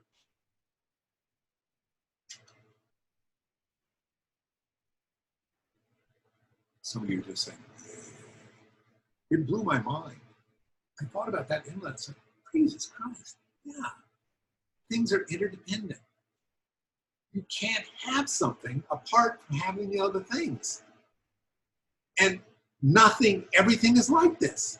Nothing has an independent existence. It only exists in relationship to other things. There is no things. There's only the relationship between non-existent things. That's the only thing that makes them appear. Now, some of you are just saying, well, let's just go on with it. That's fine. I got it. No, you don't. Meditate on that. Really spend some time on it. It just blows your freaking mind. You think, oh my God, because everything starts turning like, oh my God, there's nothing really here. properly done, you have an experience of emptiness. Brief. Properly done. And by the way, you're trained in this stuff means you need to do this stuff a lot. Back to the sutra. There exists no ignorance and no exhaustion of ignorance. No aging and death and no exhaustion of aging and death. What is that referring to? It's referring to the very famous 12 links of dependent causation. The best known formalization of the 12 links of dependent causation is the 12 causal links. It would have been called the karmic chain reaction. In the traditional wheel of life, it depicts the life, death, and rebirth of sentient beings. But it can also be understood as the life cycle of appearances, actions, thoughts, or any other phenomenon whatsoever. It essentially analyzes how anything happens. It says here, analyze the process of illusory crystallization out of emptiness and be taken for reality. How anything happens, even though there's nothing there. How does anything happen? It's the 12 links. And I'm just going to read them, but I'm not going to go into them because we only have 15 minutes. So it's ignorance or unawareness. Don't get it at all. Picture a universe, just for the hell of it, whether you're not there, there's nothing there. All that's there is, the foundation is the potential of awareness. That's ignorance, unawareness. It's just the potential awareness. Karmic forces. Something happens in the ground of ignorance. Why? 12 link dependent causation says, and I've heard elaborate descriptions of how the universe, the Big Bang at the end of creation, gravity pulls it all back, and then it reappears. How? Because of its innate karmic tendencies. What does that mean? I'm not sure, but it's got to grok it. Conditioning, the karmic forces that ripen in the ground of ignorance from the seeds sown in previous lives. They form the conditioning factors of the next life. You can also just see this more simply as, how does a new being come into being? The neuroscientists say we complex human beings come out of nothing and childhood conditioning and all that. I'm sorry, guys, I've thought about this a gigantic amount, and that is total horseshit. That doesn't even begin to explain how we can be so different. How can siblings in the same family be so different? Of course, there's reincarnation. Another topic. There's abundant evidence of reincarnation. Of course it happens. You don't believe it? Fine, you can do whatever you want. You be ignorant for the rest of your life. Trust me, nothing makes any sense. So back here, somehow a being starts arising. Consciousness then arises from these karmic seeds, from the alaya consciousness, the karmic seeds. It carries the sense of self, and operates through the mind and the senses. Then comes the beginning of the skandhas, the name and form, the totality of the individual's mental and physical constituents. Then develop the 6 senses. Then suddenly there's parts of the senses, as I told you, it's all interdependent arising. Senses imply the existence of something to sense. The senses and their objects. Suddenly, as soon as there's the senses and the objects, there's the mood. I like it, I don't like it, or I don't care about it. That's the feeling. Then there arises the problem, the thirst. Oh, I don't want this, or I don't like it. You start grasping arises. The grasping, the physical, verbal, and mental action that follows thirst. Karma begins again. The action, committing actions. Then there is existence or becoming, the coming in existence, which comes from grasping. They say that we form in the bardos, when you read about how the bardos work. What happens is that you feel a subtle attraction to something. Then the subtle desire for beingness coming back into form. And then before you know it, you're in a womb and you're doing it again.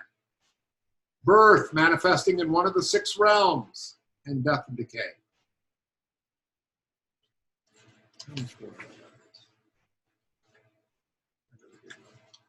It's beautiful. And please, page 28.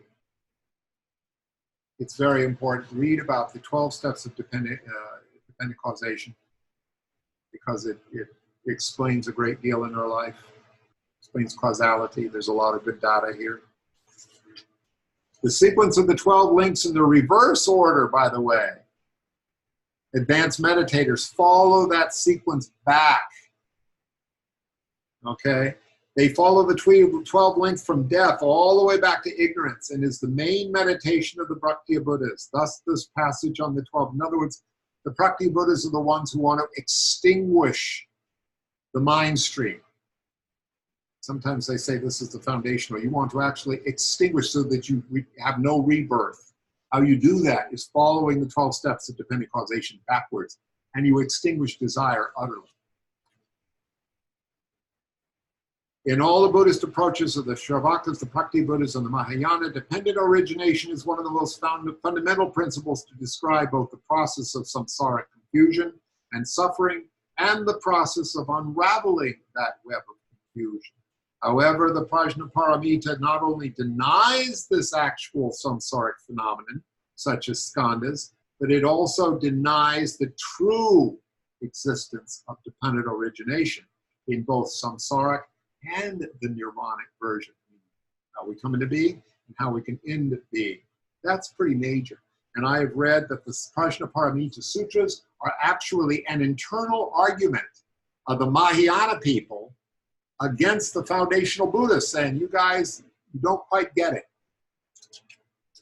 It's an elaborate argument about their understandings. The Prajnaparamita Sutra, the 12 links are just more stuff to let go of, despite working with them temporarily on the path. As the Prajnaparamita Sutra says, all phenomena are without characteristics. So Avalokiteshvara goes on, he says, in the same way there exists no suffering, no origin of suffering, no cessation, no path, no wisdom, no attainment, and no lack of attainment. In this case, this is actually denying the Four Noble Truths. Saying the Bodhisattva logic is to deny the reality of that. All phenomena become causes for suffering or causes of liberation only in dependence on how we deal with it. The Heart Sutra is not primarily about phenomena as objects. It's always pointing to the mind as the subject and how the mind is dealing with subjects. We're asked, how are we going to deal with our perceptions, our sensation, our suffering, and our path out of suffering? When we say that all phenomena are emptiness, the 5 skandhas include all conditioned samskara phenomena, meaning afflicted phenomena. In other words, we're saying that suffering doesn't exist either. The Abhidharma lists 108 sets of phenomena, 53 afflicted phenomena, and 54 purified phenomena. The Prajnaparamita gets rid of 75 dharmas listed in the Abhidharma, but it brings in even more forms. It tries to exhaust everything. That's the big form of the Prajnaparamita. Apparently, they go on for page after page after page, just endlessly say, no this, no that, no this, no that, no this. So that everything that you try to hold on to and they form a concept to hold on to the skandhas, it just keeps it, no, no, no, no.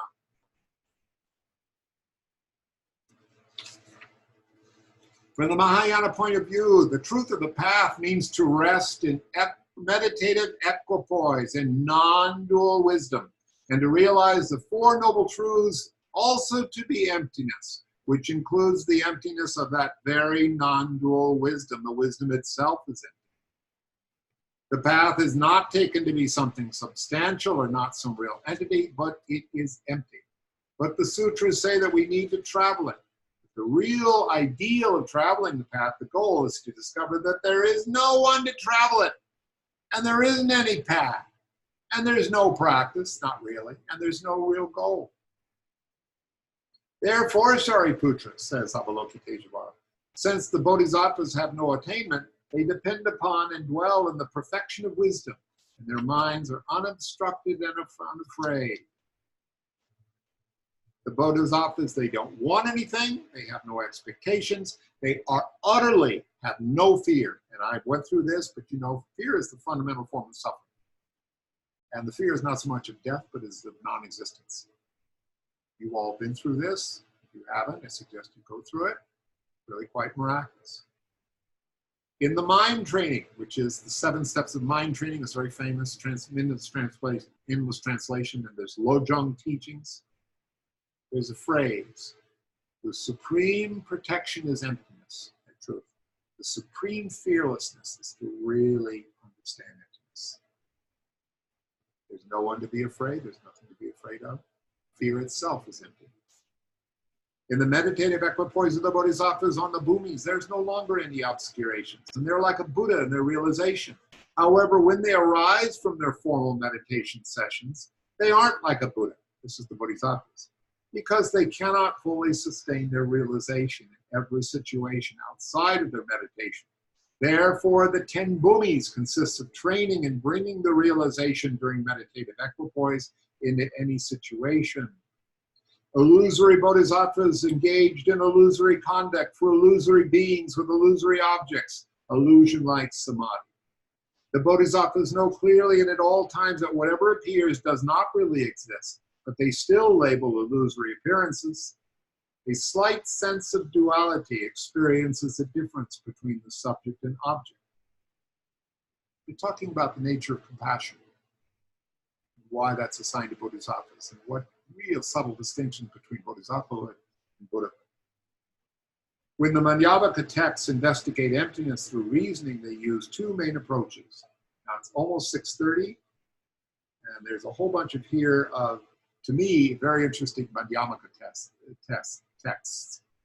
I already gave you one example of the 3 objects, the thing that hears, the experience and the conception of it, how they mutually are interdependent and they really can't see said to exist themselves. Many other, these are called Vajra silver reasonings, sliver reasonings. Oops. Another one which Jay Lipney told years ago, which is ridiculous until you really get into it. They said, well, yeah, okay, everything arises from cause and conditions, right? Yeah. And ice is frozen water, right? Yeah. How does the water get frozen? Well, if at a certain temperature and certain conditions, the water turns into ice. Oh, okay. So what is there a moment where at a certain temperature, first it's water and then somehow it becomes ice? Isn't there some moment where they're both the same thing? Like, how do they touch? How does the water turn into ice? There's a certain temperature. But if it's a certain temperature, isn't there some fractional moment where it's has to be both ice and water at the same time? You're just word splitting. No, it's actually interesting. Isn't there some fractional? How does a cause create an effect? How does the cause turn into effect? Well, first there's the cause, and then there's the effect. Yeah, but isn't there some moment, fraction in time where they must be both at the same time, the cause and the effect? Well, I guess if you talk about it that way, but well, okay. But don't you see, how can, if there's a cause that has a specific effect, okay, then how does one lead to the other? If they both exist at the same time, why isn't there, all causes are already effects, and why are the effects dependent on the causes? They go on in this kind of stuff. And what they're trying to do is destroy your mind. They're trying to say, the way you think makes no freaking sense at all, my friend. Think about it. But, there's no such thing as causality. There's no such thing as time. But I experience that way. Right, you're in delusion. But, the Madhyamaka reasonings go on, and I could give you many more examples where they blow your mind. And I've had my mind blown several times doing all this stuff. There's a fraction where there's a gap. You say, what? At that moment, you're in emptiness. Then it goes, but, and you make up something. I've got to go on. I'm going to go a little bit late. What we want to experience is this naked mind. If we don't open ourselves to this naked mind without this conceptual overlay, at the end of all these contemplations, it just becomes goop, mental gymnastics, and bullshit. The point of the Madhyamaka reasonings, these reasonings like this, these logical consistencies, is to cause a gap. I was listening to somebody talking about the gap today of pure awareness. The what? That's the pure awareness. We have a brief moment of reality. from our typical dream state. So the eighth karmapa. Let's just see if there's somebody else. Oh, I made a reference to quantum physics. Not quite the same thing, but quantum entanglement. Everything is related to everything else. God knows how. The Newtonian physics of objects and relationships and laws is all empty. Everything is entangled with everything else. And the quantum foam, which is the field of potentiality in which things just randomly and seemingly without any reason appear and disappear. Quantum physics. So let me go on. I'm going to go a little late. They transcend all error and finally reach the end point, nirvana. Nirvana for the Bodhisattva means non-abiding nirvana of the Mahamayana. It doesn't mean to abide in samsara, but also not to abide in nirvana. They don't just hang out in this feeling of emptiness. They work with the illusions. That's what the Bodhisattvas do. They work with the illusions. Nirvana means mind's nature finally has the space to unfold in its entire openness and vividness. Once we let go of wanting, striving, goal orientation, we can just engage in bodhisattva activity for the welfare of others without any self-concern.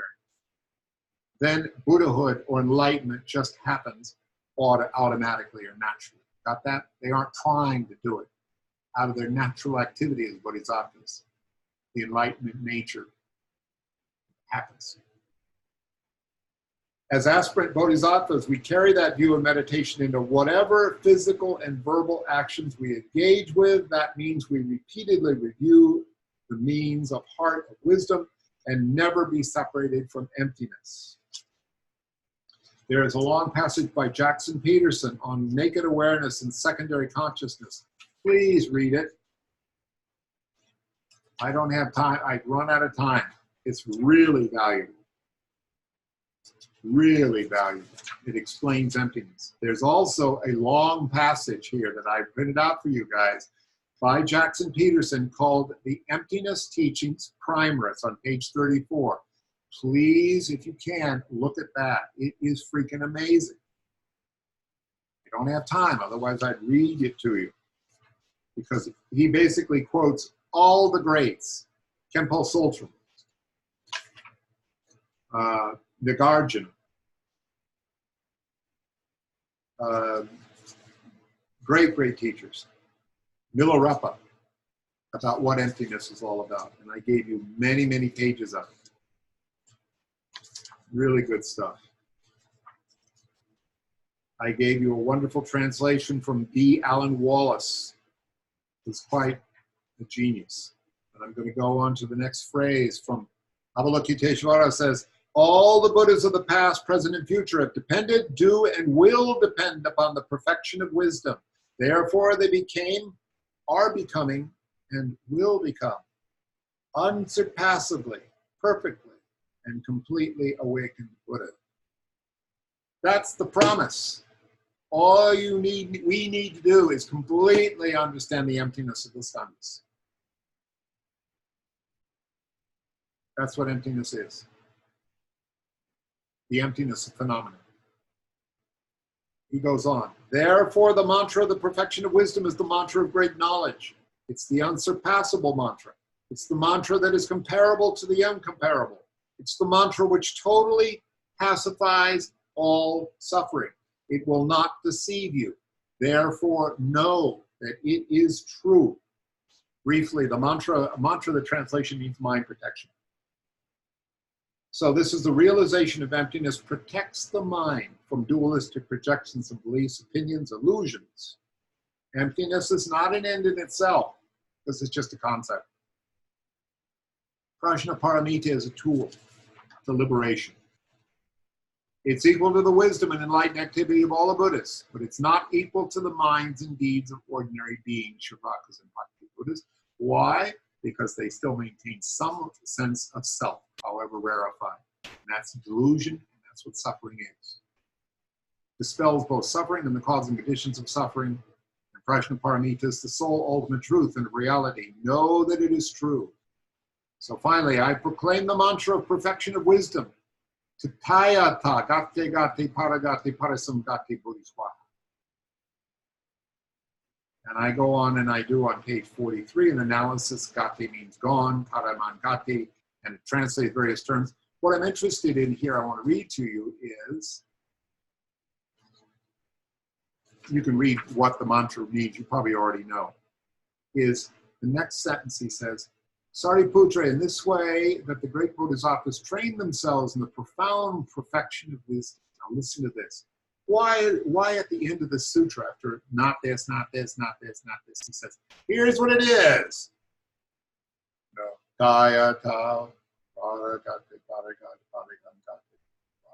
Why suddenly the mantra at the end? When Avalokiteshvara finishes teachings and uttering the mantra, it signals a shift in the didactic, the teaching approach. Despite the deconstructive approach throughout the sutra, when it says, all the Buddhas who abide in the 3 times, fully awakened, unsurpassable, completely perfect enlightenment, by relying on Prajnaparamita.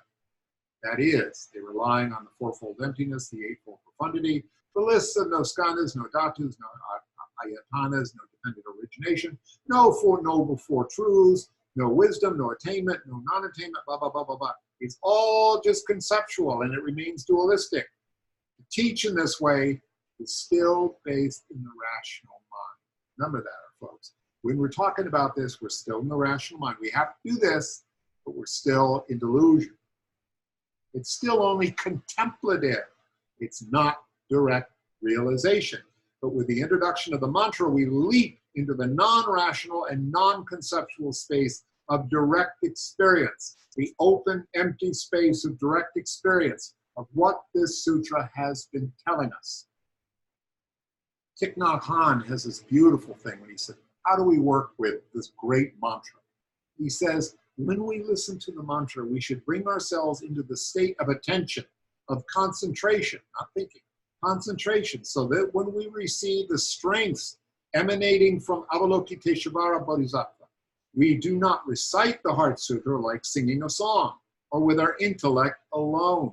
If you practice the meditation on emptiness, if you penetrate the nature of interbeing with all of your heart, your body, and your mind, you will realize a state that is quite concentrated. And if you say the mantra then with all of your being, the mantra will have power and you will be able to have real communication, real communion with Avalokiteshvara, and you will be able to transform yourself into the direction of enlightenment. So this text is not just for chanting or to be put on the altar for worship. It's given to us as a tool to work for your liberation and for the liberation of all beings.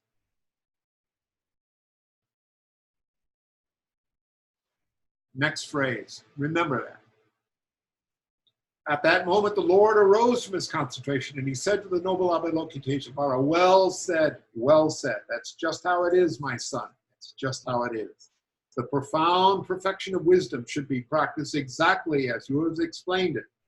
And then the great ones, thus gone, that's the Tathagatas, are the ones thus gone. They're the ones who are liberated, will be truly delighted. This is the final guarantee of the Buddha. If we practice this Prajnaparamita as Avalokiteshvara, remember he's the union of wisdom and compassion. As the wisdom of emptiness and compassion teaches us, then there's no way that you won't become a Buddha. We also added the bonus of making all the Buddhas happy, all the Buddhas praise, and all the rejoice, and all the activities of the Bodhisattvas and the activities of benefiting others. When the Lord had spoken these words, the venerable Shariputra and the Bodhisattvas, that great being, the noble Avalokiteshvara, and the entire gathering of God's humans, asuras, and Gandharvas were overjoyed, and they praised what the Lord had said. I've gone over by 10 minutes. Please, I'm not doing this for my own health, so I urge you guys, read those passages that I had to skip over. Let's use this Prajnaparamita. Floyd, I'm going to vote. Great. I'll do my best to defeat the great demon, but this is what we do to help the world. This is wisdom. This is the Buddha Dharma. This is it. So that's why it's that important. So it really does benefit beings. to practice this as best we can. So in that spirit, at that point, let us, from first session in this session, we dedicate any merit which we've achieved by this endless talking about this great sutra, any merit, any positive benefit, may this please go to liberate all beings from this illusory but nevertheless keenly felt suffering which they undergo, all sentient beings dwelling in samsara. May it all go to benefit them. All right, we're late, but I'm going to open it up. If anybody wants to say anything, let me see if I can manage participants. Thank you all for sticking this out. This was a lot. Okay, everybody's unmuted. Okay, I've got a question. Yes. Not a question, Jeff, but thank you so much. It was a master workshop here. Page 34, you said you had the explanation from Lippmann or something like that. Let me find page 34. Okay, because 34 and 35 are blank. Emptiness Teachings Primer, right. That's the section on Jackson Peterson, Emptiness Primer? Yes, it came through blank. And I'm looking. There is no 34. Oh, wait, there it is. Do you have it there? No, I don't know if this is what he did. This is from Naked Awareness and Secondary Consciousness. Yeah, we have a quote from Jackson Peterson, Naked Awareness and Secondary Consciousness. All right, I have on page 34, I have Primer on Emptiness. Let me see if I can find your Naked Awareness and Secondary Consciousness. All right, I'm on Naked Awareness and Secondary Consciousness. Yeah, that we have. You should have right next is the Primer on Emptiness, page 34. Just tell me what the question is. It came through blank, so I can't. Oh, I will send you the whole thing again. Yeah. Yeah. Do you have it, Floyd? No, I don't have it either. Oh dear. Okay, I'll send you the whole thing again. Pardon me. It's worth reading, but we wouldn't have had time to go into it. You know, it's too much. So I will send you the whole thing again. Okay. I will send you the Jackson Peterson Naked Awareness and Secondary Consciousness, and also the Jackson Peterson's Primer on Emptiness, which you guys said came through blank. Well, we have the Naked Awareness and Secondary Consciousness. But you don't have Primer on Emptiness. Correct. All right. I just thought, I don't know who this guy is, Jackson Peterson, and I'm not going to pay to go do one of his workshops, although I'm sure he's just great. But he's done an incredible service. He doesn't just, there are approximately 24 people yakking about emptiness and awareness and all that, including this boy here.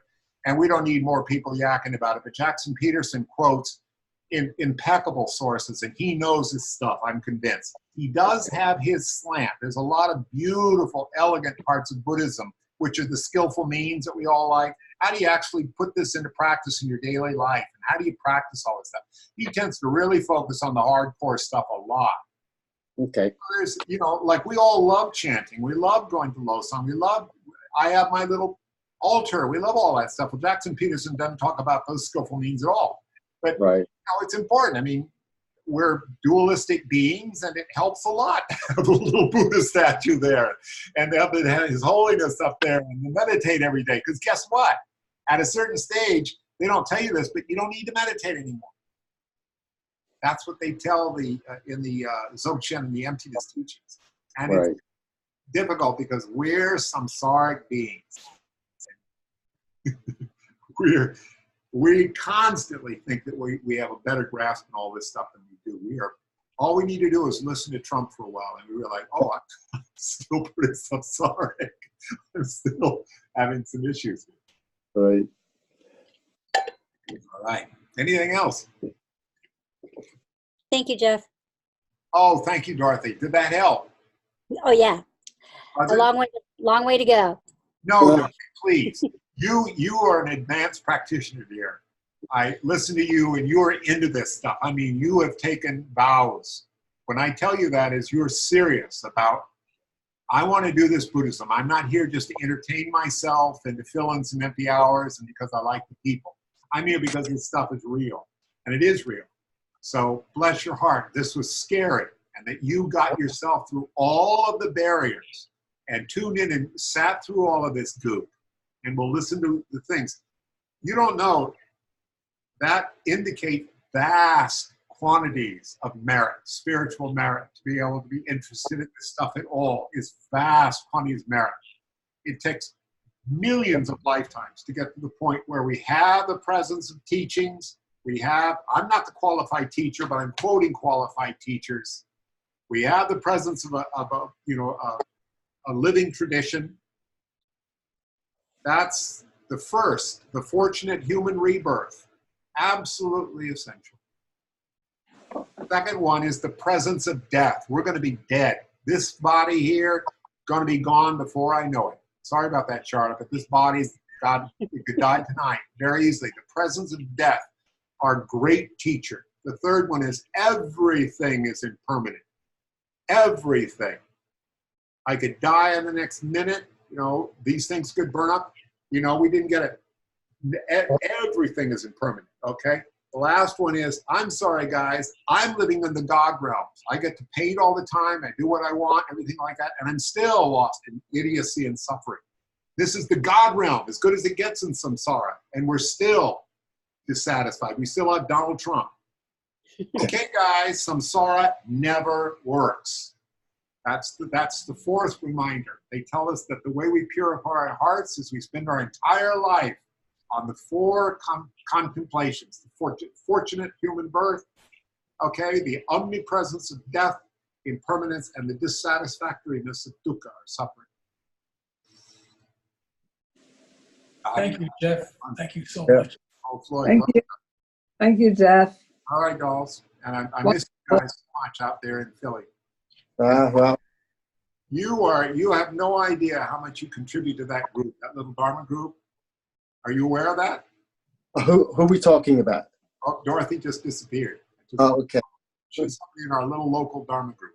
She's Okay. enormous amount. All right, Tenzin. All right, we dedicated to merit.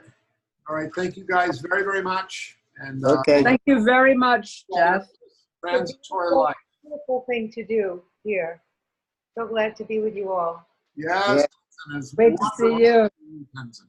Good to Then- see you again, Tenzin. All right. Bye, Jeff. Okay. Okay. Bye. Bye. Bye. Bye. Bye-bye.